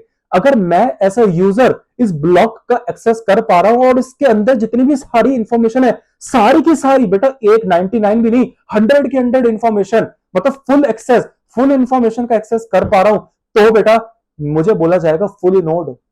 लेकिन सोचिए राहुल है बेटा, उसके पास भी ब्लॉक का एक्सेस है, उस ब्लॉक के अंदर इंफॉर्मेशन है, लेकिन बेटा उसके पास सारी इंफॉर्मेशन का एक्सेस नहीं है, सिर्फ सिर्फ थोड़ी सी इंफॉर्मेशन है। बेटा वो थोड़ी क्या, बेटा हर ब्लॉक होता है ना, ये जो ब्लॉक होता है ना, हर एक ब्लॉक होता है बेटा, इस ब्लॉक के अंदर एक हेडर होता है, हर ब्लॉक के अंदर बेटा एक हेडर होता है। हेडर, ये हेडर क्या होता है, हेडर मैं आपको बिल्कुल अगर सिंपल भाषा में बोलूं, ये हेडर क्या होता है, सिंपल भाषा में बोलूं, आपने कभी किताब देखी है बेटा, किताब के अंदर जाएंगे तो बेटा डीप में तो बहुत कंटेंट है, सारा पढ़ना पड़ेगा डीप में, लेकिन आपको बस ये जानना है इसका समराइज में मतलब क्या क्या लिखा है इसमें, मतलब इसमें मिलेगा क्या, मतलब हम जब इसमें पढ़ेंगे तो हमको जानना है इसमें क्या क्या चीजें हमको पढ़ने को मिलेंगी। तो बेटा वो चीज आपको कहाँ मिलती है, इंडेक्स में मिलती है। किताब का आप इंडेक्स खोलेंगे तो इंडेक्स में आपको एक व्यू मिल जाएगा, एक क्रक्स पता चल जाएगा, अच्छा मुझे ये चीजें पढ़ने को मिलेंगी। तो बेटा वैसे तो ये और भी होता है हेडर, लेकिन मैं आपको बहुत ही सिंपल वे में बता रहा हूँ। हेडर का मतलब ये होता है ब्लॉक के अंदर बेटा, हेडर मतलब ब्लॉक के अंदर बेटा बहुत सारी फाइनेंशियल ट्रांजेक्शन है, ऐसे तो बहुत सारी ट्रांजेक्शन है। Version of the block, ledger भी होता है, वर्जन भी होता है, हैश भी होता है, बाद में डिस्कस करेंगे, ठीक है। तो वो हेडर तो ऐसे तो बहुत इंफॉर्मेशन, लेकिन ये तो बड़ी डीप है, लेकिन मुझे ये जानना ऊपर ऊपर से इसके अंदर है क्या। तो बेटा वो हेडर होता है, मतलब एक इंडेक्स पेज है ब्लॉक का, वो उसके अंदर बताता है कि आपको ब्लॉक के अंदर ये मिलेगा। अब वो ये जो मैंने आपको बोल दिया वो है क्या क्या बेटा, मतलब इस इंडेक्स में हर ब्लॉक का बेटा एक इंडेक्स होता है जिसमें आपको चार चीजें मिलेंगी। पहली बेटा चार चीजें मिलेंगी बेटा, पहले टाइम स्टैम्प्स मिलेंगी, मतलब लेजर मिलेंगे, मतलब लेजर मिलेंगे बेटा, टाइम स्टैम्प्स मतलब क्या, लेजर मिलेंगे। दूसरा बेटा आपको एक मर्कल रूट मिलेगा, मर्कल ट्री बोलते हैं इसको, ठीक है। ये क्या होता है, या मर्कल रूट भी बोलते हैं बेटा, ये क्या होता है ये मैं आपको बाद में बताऊंगा अगली क्लास में, ठीक है। मर्कल रूट क्या होता है, ऐसा समझो बेटा, ये एक ऐसा ट्री होता है जिसमें सारी फाइनेंशियल जितने भी सारी इंफॉर्मेशन ब्लॉक की है उसको ट्री फॉर्मेट में लिख दिया। जैसे बेटा सेक्शन ई में हम डिसीजन ट्री पढ़ा था, वो सारी की सारी इंफॉर्मेशन को ट्री के फॉर्मेट में हमको समराइज फॉर्म में दे देता है ना, ऐसे ये भी वही है बेटा। तीसरा यहाँ पे एक लिखा होता है नाउन्स, बेटा ये बड़ी इंपॉर्टेंट चीज है नाउन्स, ये आपको समझाऊंगा मैं क्या होती है, और इसी से ही बिटकॉइन, इसी से ही बेटा पूरी दुनिया पागल हो गई है, बिटकॉइन माइनिंग करेंगे बस इस नाउन्स के चक्कर में। क्या होता है वहीं डिस्कस करेंगे। फोर्थ, ठीक है, टाइम स्टैम्प्स होता है, मर्कल ट्री या मर्कल रूट, और नाउन्स, और एक होता है बेटा हैश, हैश बोलते हैं। और ये हैश बेटा एक तो होता है करंट ब्लॉक का और एक प्रीवियस ब्लॉक का। बेटा मोटी मोटी चार लिखे, वैसे पांच, एक और चीज होती है वर्जन ऑफ द ब्लॉक। इस ब्लॉक का एक वर्जन होता है, और भी चीजें होती है, difficulty level of the block. बेटा ऐसे लिखने को तो मैं बहुत चीजें लिख दूं, लेकिन मोटी मोटी ये चार होती है, चार पांच होती है, ठीक है। डिफिकल्टी लेवल क्या होता है सर, ये डिफिकल्टी लेवल हर ब्लॉक की अलग होती है, जैसे बिटकॉइन की अपनी डिफिकल्टी लेवल है, इथेरियम की अपनी डिफिकल्टी लेवल है, वो हम बाद में डिस्कस करेंगे जब मैं आपको माइनिंग बताऊंगा, फिर माइनिंग वर्सेस मिंटिंग के बीच में डिफरेंस बताऊंगा, ठीक है। चलिए तो बेटा ये मैंने आपको बताया ये हेडर। तो फुल नोड जो होता है ना बेटा, उसको बताओ, हेडर की भी इंफॉर्मेशन एक्सेस होती है, और उसके अंदर जो उसका कंटेंट है, किताब, एग्जांपल बेटा गूगल, आपको कोई बुक पढ़नी होती है, गूगल में बुक का नाम टाइप करते हैं, गूगल में बुक का नाम टाइप करते हैं बेटा, जब आपको वो गूगल बुक देता है, लेकिन बताओ वो प्रीव्यू होता है, आप कभी उस बुक को खोलते हैं बेटा, आपको सिर्फ उसका प्रीव्यू मिलता है, और बाकी आप पेजेस उसके एक्सेस नहीं कर पाते। ऐसा ही बेटा कुछ आप बीती होती है पार्शियल नोड के साथ। वो बेचारा, बस उस बेचारे को इंडेक्स पता होता है, अच्छा ये मिलेगा, लेकिन उस अंदर कंटेंट में क्या है, उस ब्लॉक के अंदर कंटेंट क्या है, इन्फॉर्मेशन क्या क्या है बेटा, उस बेचारे का उसका उसका एक्सेस उसके पास नहीं है। वो एक्सेस अगर है आपके पास, तो बेटा फिर आपको पार्शियल नोड नहीं बोलेंगे, फुल नोड बोलेंगे। तो आप बोलोगे सर फिर पार्शियल नोड कौन बनता है, कोई बेवकूफी होगा जब पार्शियल नोड बनता है, जब इसमें कोई एक्सेस ही नहीं है इन्फॉर्मेशन का, तो फुल नोड बन जाओ। हाँ बेटा ये डाउट आपके पास आना चाहिए, लेकिन ये डाउट आना चाहिए बेटा, लेकिन पता है एक दिक्कत क्या है बेटा, फुल नोड बनने के लिए जो सिस्टम नहीं, हार्डवेयर, हार्डवेयर रिक्वायरमेंट्स है बेटा। बेटा फुल नोड बनने के लिए सिस्टम रिक्वायरमेंट्स नहीं, हार्डवेयर रिक्वायरमेंट्स ऐसी है बेटा, जिसको आप देख के शायद हिल जाएंगे, शायद अफोर्ड भी ना कर सके अभी इस स्टेज पे। बेटा फुल नोड बनने के लिए बताऊं क्या, क्योंकि देखिए मेरी बात सुनिए, आप एक फुल नोड है, इसका मतलब बेटा एक ब्लॉक के अंदर जितने भी इंफॉर्मेशन होंगे बेटा, आप उसको यूज कर पा रहे हैं, आपका एक्सेस उसके पास है। और बेटा पता है आपको कितनी ट्रांजेक्शन होती है उसके अंदर, बेटा इतनी ज्यादा ट्रांजेक्शन होती है बेटा, अगर आप उसको एक्सेस कर पा रहे हैं, तो बेटा आपके पास एक ऐसा कंप्यूटर हो, मतलब एक्सेस कर पा रहे हैं तो आपको उसको स्टोर करना पड़ेगा ना, तो बेटा आपके पास एक ऐसा कंप्यूटर होना चाहिए, पाइए तो होना चाहिए जो बेटा इतनी इंफॉर्मेशन को आराम से स्टोर कर सके। तो आप मुझसे पूछेंगे सर कितनी कितनी स्पेस होनी चाहिए, मैं अगर आपको बताऊं, वैसे ही आपके लिए रेलिवेंट नहीं है, नॉलेज वाइज के लिए बता देता हूं, आपके पास बेटा एटलीस्ट 1 TB की, बेटा 1 TB की मैं बता रहा हूं, इससे कम लोग बोलते हैं, लेकिन बेटा एटलीस्ट 1 TB की होनी चाहिए अगर आप एक फुल नोड है। 1 TB की आपके पास बेटा एक एटलीस्ट स्पेस होनी चाहिए, वो भी SSD कंप्यूटर बेटा आपके पास। और बेटा कंप्यूटर में भी मैं लैपटॉप की बात नहीं कर रहा, डेस्कटॉप की बात कर रहा हूं, ठीक है। अगर आप लैपटॉप लेके बेटा फुल नोड बनने की सोच रहे हैं, फिर तो आप रहने देना बेटा, फिर तो पार्शियल नोड ही बन सकते हो, ठीक है। 1 TB की SSD, ये SSD क्या होती है बेटा, पुराने जमाने में बेटा आप देखते होंगे लैपटॉप्स या कंप्यूटर्स में बेटा बक्से जैसी, बॉक्स जैसा एक स्टोरेज होता था, हम हार्ड डिस्क बोलते थे जिसको, है ना, हार्ड डिस्क, आज हार्ड डिस्क लिया, हार्ड डिस्क क्रैश हो गई, है ना, बक्से जैसी होती थी बेटा। उसमें दिक्कत क्या होती थी बेटा, एक तो उसमें स्पेस इतनी होती नहीं थी ज्यादातर, है ना, 500 GB तक की होती थी पहले जमाने में आती थी, है ना। चलो स्पेस भी होती थी बेटा, उसमें स्पीड बहुत स्लो होती थी, आप उसमें को ट्रांसफर मारो, है ना, कुछ भी हार्ड डिस्क में ट्रांसफर करो बेटा, उसकी जो स्पीड होती है बहुत ही ज्यादा स्लो होती है। लेकिन आजकल आगे बेटा SSDs, एप्पल, अगर आपने कभी एप्पल चलाया हो बेटा पुराने टाइम पे, एप्पल शुरू से ही एसएसडी प्रोवाइड कर रहा है सिंस 2010। ठीक है, अगर आप एप्पल लैपटॉप्स लेंगे तो उसमें तो कभी एचडीडी थी नहीं, हार्ड डिस्क, हमेशा एसएसडी आई है बेटा। तो एसएसडी बेटा कुछ नहीं होती, वो चिप्स होती हैं, हार्ड डिस्क होती है लेकिन वो चिप सिस्टम में होती है बेटा, सॉफ्टवेयर सिस्टम में होती है। चिप सिस्टम में सारा उनका हार्डवेयर स्टोर होता है बेटा, वो बड़ी फास्ट होती है, उसके बेनिफिट ये वो बहुत ज्यादा फास्ट होती है। आपने देखा होगा बेटा, आप अपनी लैपटॉप अगर आपका एसएसडी सपोर्टेड है, बहुत जल्दी चीजें कॉपी हो जाती है उसमें, या दूसरी जगहों से आप कॉपी मारो तो बहुत जल्दी हो जाता है। और स्पेस भी बेटा बहुत ज्यादा होती है, एक्सपेंडेबल भी होती है। जैसे अगर आपके पास 1512 जीबी की एसएसडी है तो बेटा वो 1 टीबी तक एसएसडी एक्सपेंड हो जाती है। उसमें बेनिफिट ये भी होता है, एचडीडी बेटा जनरली एक्सपेंडेबल नहीं होती है ना। तो 1 टीबी की एसएसडी चाहिए होती है जनरली। बेटा जीपीयू बता देता हूं आपको, जीपीयू बेटा जनरली आरटीएक्स सीरीज चाहिए होती है। आरटीएक्स सीरीज क्या होती है बेटा, ये भी मैं आपको बताता हूं। जीपीयू जिसको हम अपनी आम चाल की भाषा में बेटा ग्राफिक कार्ड बोलते हैं, आपने सुना होगा। बहुत ज्यादा जो गेमर्स होते हैं बेटा वो high and graphic card use करते हैं ना, आपने सुना होगा, हाई एंड ग्राफिक कार्ड बेटा वो यूज करते हैं, इसको जीपीयू बोलते हैं। ठीक है, तो जीपीयू के बहुत सारे मैन्युफैक्चरर्स होते हैं जो ग्राफिक कार्ड बनाते हैं, बहुत सारे बेटा दुनिया में लीडिंग, जैसे गीगाबाइट हो गया है ना। लीडिंग की बात करूं तो बेटा एक निविडिया हो गई, यूएस बेस्ड है बेटा निविडिया, बहुत ज्यादा लीडिंग है, बहुत अच्छे ग्राफिक कार्ड्स बनाती है। दूसरी एसस हो गया बेटा, वो बनाती है। गीगाबाइट हो गया, वो बनाती है। एएमडी वो बनाती है, जिसका रेडियन होता है ना जीपीयू, वो बनाती है। सबके अलग अलग सीरीज होते हैं। निविडिया का बेटा आरटीएक्स सीरीज है, ठीक है, एएमडी का रेडियन सीरीज है, ठीक है, सबका अपना अपना सीरीज है बेटा। तो अगर आप जीपीयू पे काम कर रहे हैं, मतलब आप ग्राफिक कार्ड, अगर आप अगर आपका कंप्यूटर है तो एटलीस्ट 1 टीबी की एसएसडी होनी चाहिए, और जीपीयू आपका एटलीस्ट आरटीएक्स सीरीज वाला, आरटीएक्स सीरीज 300 सीरीज तक भी आता है बेटा, बहुत महंगे महंगे आते हैं। ठीक है, तो आरटीएक्स सीरीज वाला बेटा आपका जीपीयू होना चाहिए। कंपनी कोई भी हो सकती है, निविडिया ले, एसस ले, कोई फर्क नहीं पड़ता है। ठीक है, बहुत सारे हैं। अच्छा, ये तो हो गया ग्राफिक कार्ड। रैम क्या है बेटा, रैम मैं आपको बता दूं, एटलीस्ट बेटा 16 जीबी रैम होनी चाहिए बेटा। कुछ लोग बोलते हैं कि 8 जीबी रैम से भी चल जाएगा, वो तब चलेगा बस आप अगर फुल नोड हो। अगर आपको बिटकॉइन माइनिंग करनी है तो 8 जीबी रैम से काम नहीं चलेगा बेटा, फिर तो आपको एटलीस्ट 16 जीबी प्लस रैम से काम चलाना पड़ेगा। ठीक है, अच्छा एक आपको बात बता दूं बेटा,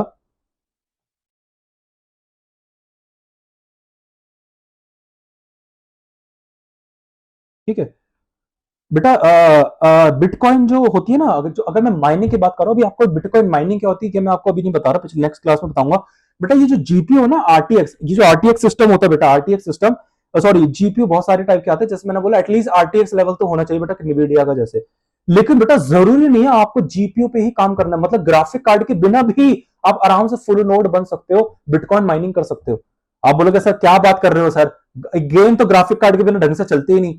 एक अच्छी खासी अगर आपको गेम खेलनी है बेटा हाई एंड, तो वो ग्राफिक कार्ड के बिना तो चल नहीं सकती। तो बेटा बिटकॉइन माइनिंग, बिटकॉइन माइनिंग बेटा मैं आपको कह रहा हूं, मेरे कहने से रफू चक्कर सीरीज जरूर देखना, आपको बिटकॉइन के कंसेप्ट बहुत अच्छा वहां से समझ में आएगा।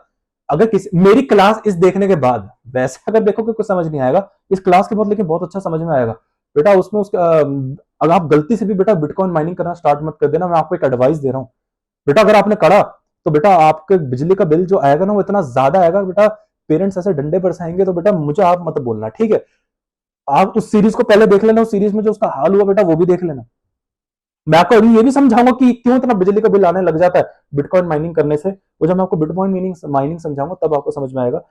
तो बेटा जरूरी नहीं है आपको ग्राफिक कार्ड से काम चलाना है, लेकिन आप बोलो कैसे सर, क्योंकि बेटा बिटकॉइन के लिए अलग से चिप आती है बेटा, जिसको ASIC, ये आपके स्टडी मैट में भी गिवन है, जिसको बेटा बोलते हैं एप्लीकेशन स्पेसिफिक इंटीग्रेटेड चिप।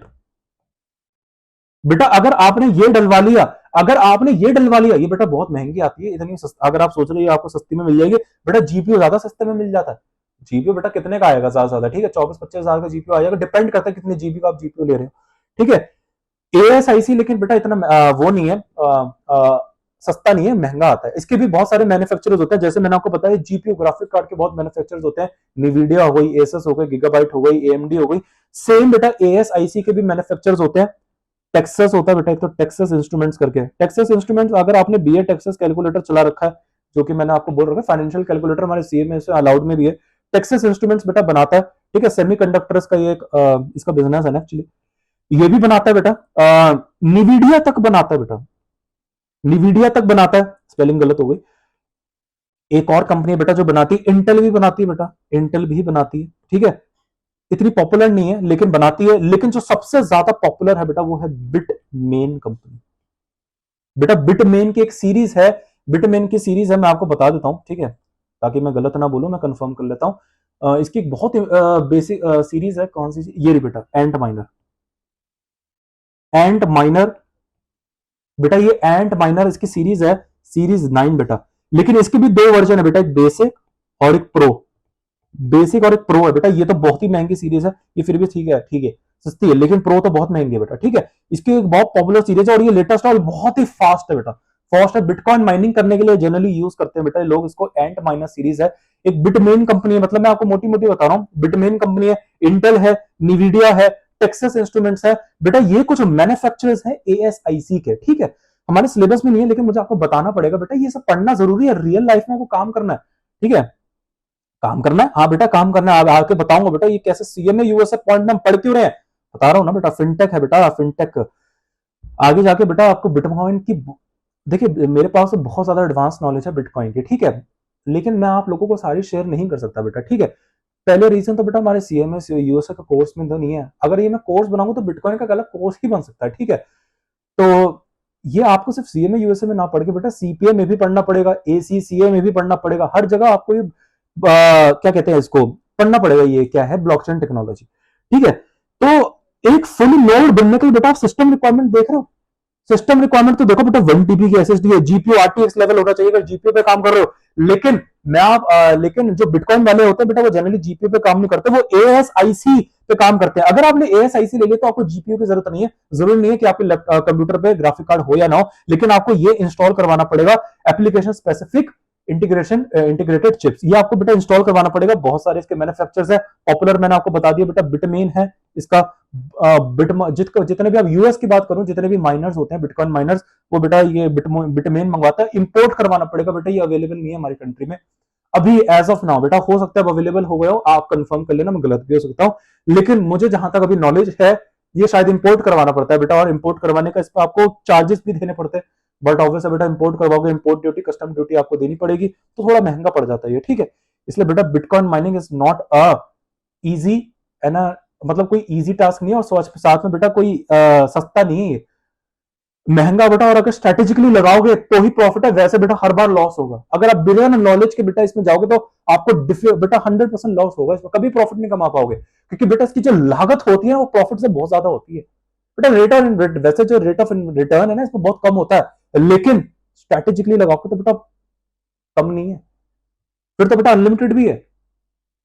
खैर चलिए, तो मैं आपको बेटा ये आप ये मत समझना कि भाई बहुत हम्बल रिक्वेस्ट है बेटा कि सीएमए यूएसए की जितनी भी नॉलेज है बिटकॉइन पे इनफ नहीं है बिटकॉइन पे इन्वेस्ट करना, मत समझना बेटा, ये तो कुछ भी नहीं है। ये इस पे बहुत ज्यादा एक्चुअली लेवल पे आपको पढ़ना पड़ेगा, तब जाके आपको समझ में आएगा बेटा। बिटकॉइन के तो पूरा मैं कोर्स बना सकता हूँ अलग से, अलग सीएमए यूएसए के अलावा। ये तो बस बेटा मैं आपको 1-2 घंटे की वीडियो बना के बस थोड़ा सा कंसेप्ट दे रहा हूं ताकि आपका पेपर पास हो जाए, ठीक है। तो एक सिस्टम रिक्वायरमेंट्स आप समझे, ये चाहिए, लेकिन बेटा ये सिस्टम रिक्वायरमेंट्स में तो बड़ा खर्चा लग जाएगा। हाँ जी सर लग जाएगा। तो बेटा अगर आप कोई ऐसा बंदा जिस बेचारे का पास ये नहीं है, तो क्या वो सपना अपना पूरा नहीं कर सकता नोड बनने का? कर सकता है। वो फिर बेटा पार्शियल नोड बनेगा, वो पार्शियल नोड बनेगा। पार्शियल नोड बेटा आप स्मार्टफोन चला के भी चला सकते हो, जो आपके पास अभी लैपटॉप है ना, आप उससे भी कर सकते हो। एक नॉर्मल लैपटॉप से भी चल जाएगा, नॉर्मल ग्राफिक कार्ड से भी चल जाएगा, क्योंकि बेटा क्या आप सिर्फ उसकी हेडर की इंफॉर्मेशन का एक्सेस ले रहे हो बेटा। इंडेक्स तो कुछ भी नहीं होता, इंडेक्स में तो बस एक इंफॉर्मेशन है, कंटेंट है ना बेटा, साइज तो कंटेंट का होता है। ऑब्वियसली कंटेंट का आपके पास एक्सेस नहीं है, तो बेटा कंटेंट ही नहीं है तो आप स्टोर क्या करोगे, स्टोर क्या करोगे, तो आपको स्टोरेज की जरूरत भी नहीं है। तो बेटा आपको सिर्फ हेडर का एक्सेस है, तो हेडर के तो कोई स्टोरेज कोई साइज ही नहीं है, वो तो बहुत छोटा है। तो बेसिकली आप पार्शियल नोड बन सकते हो। अभी बेटा मुझे आपको लाइट वेट नोड भी बताना है, इसको क्यों कहते हैं सिंप्लीफाइड पेमेंट वेरिफिकेशन नोड भी बताना, वो मैं आपको अगली क्लास में बताऊंगा। आई नो थोड़ा सा लेक्चर बेटा लंबा हो गया, बहुत जरूरी था यार समझाना मुझे आपको। हेडर के अंदर क्या क्या होता है, टाइम स्टैम्प्स होते हैं, मार्कर ट्री रूट अगली क्लास में समझाऊंगा, नाउन्स क्या होते हैं वो भी अगली क्लास में समझाऊंगा।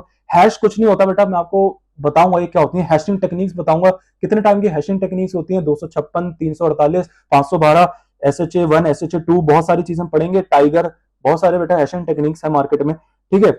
वर्जन्स क्या होता है ब्लॉक का वो बताऊंगा, डिफिकल्टी लेवल क्या होती है वो बताएंगे बेटा। अभी तो बहुत कुछ पढ़ना है, ठीक है, बहुत कुछ अगली क्लास में समझाऊंगा। अगली क्लास बेटा इतनी लंबी होगी शायद, लेकिन सारे कंसेप्ट कवर हो जाएंगे, ठीक है। ये बेस बताना था ना, फाउंडेशन। तो बेटा आई होप आपको ये कंसेप्ट समझ में आया होगा। आपसे एक रिक्वेस्ट है कि बेटा चैनल को सब्सक्राइब करिए, ऐसे ही डिफिकल्ट कंसेप्ट बेटा मैं डालते रहूंगा दूसरे सेक्शंस के भी, ठीक है। पार्ट 1 पार्ट 2 दोनों में से बेटा मेरे कंसेप्ट लेक्चर्स आएंगे। आप सीए में पेपर का टाइम आ गया, इसमें मैं थोड़ा डालता रहूंगा बेटा। तो आप लोगों को बेटा चैनल सब्सक्राइब करना है। डिस्क्रिप्शन बॉक्स में आपको मेरा व्हाट्सएप और टेलीग्राम ग्रुप का लिंक मिल जाएगा, आप उसको ज्वाइन करिए। उसमें बहुत सारे स्टूडेंट्स एक दूसरे से ऐसे कंसेप्ट डिस्कस करते हैं। आपको कोई डाउट होगा तो उस पर डालिए, मैं उस पर वीडियो बनाने की कोशिश करूंगा, जिसकी मैंने अलग से डाउट सीरीज अपनी यूट्यूब पर डाल रखी है। आप पेपर आ गए एक बार उसको देखिए जरूर बेटा, ठीक है। तो मिलते हैं आपसे नेक्स्ट क्लास में।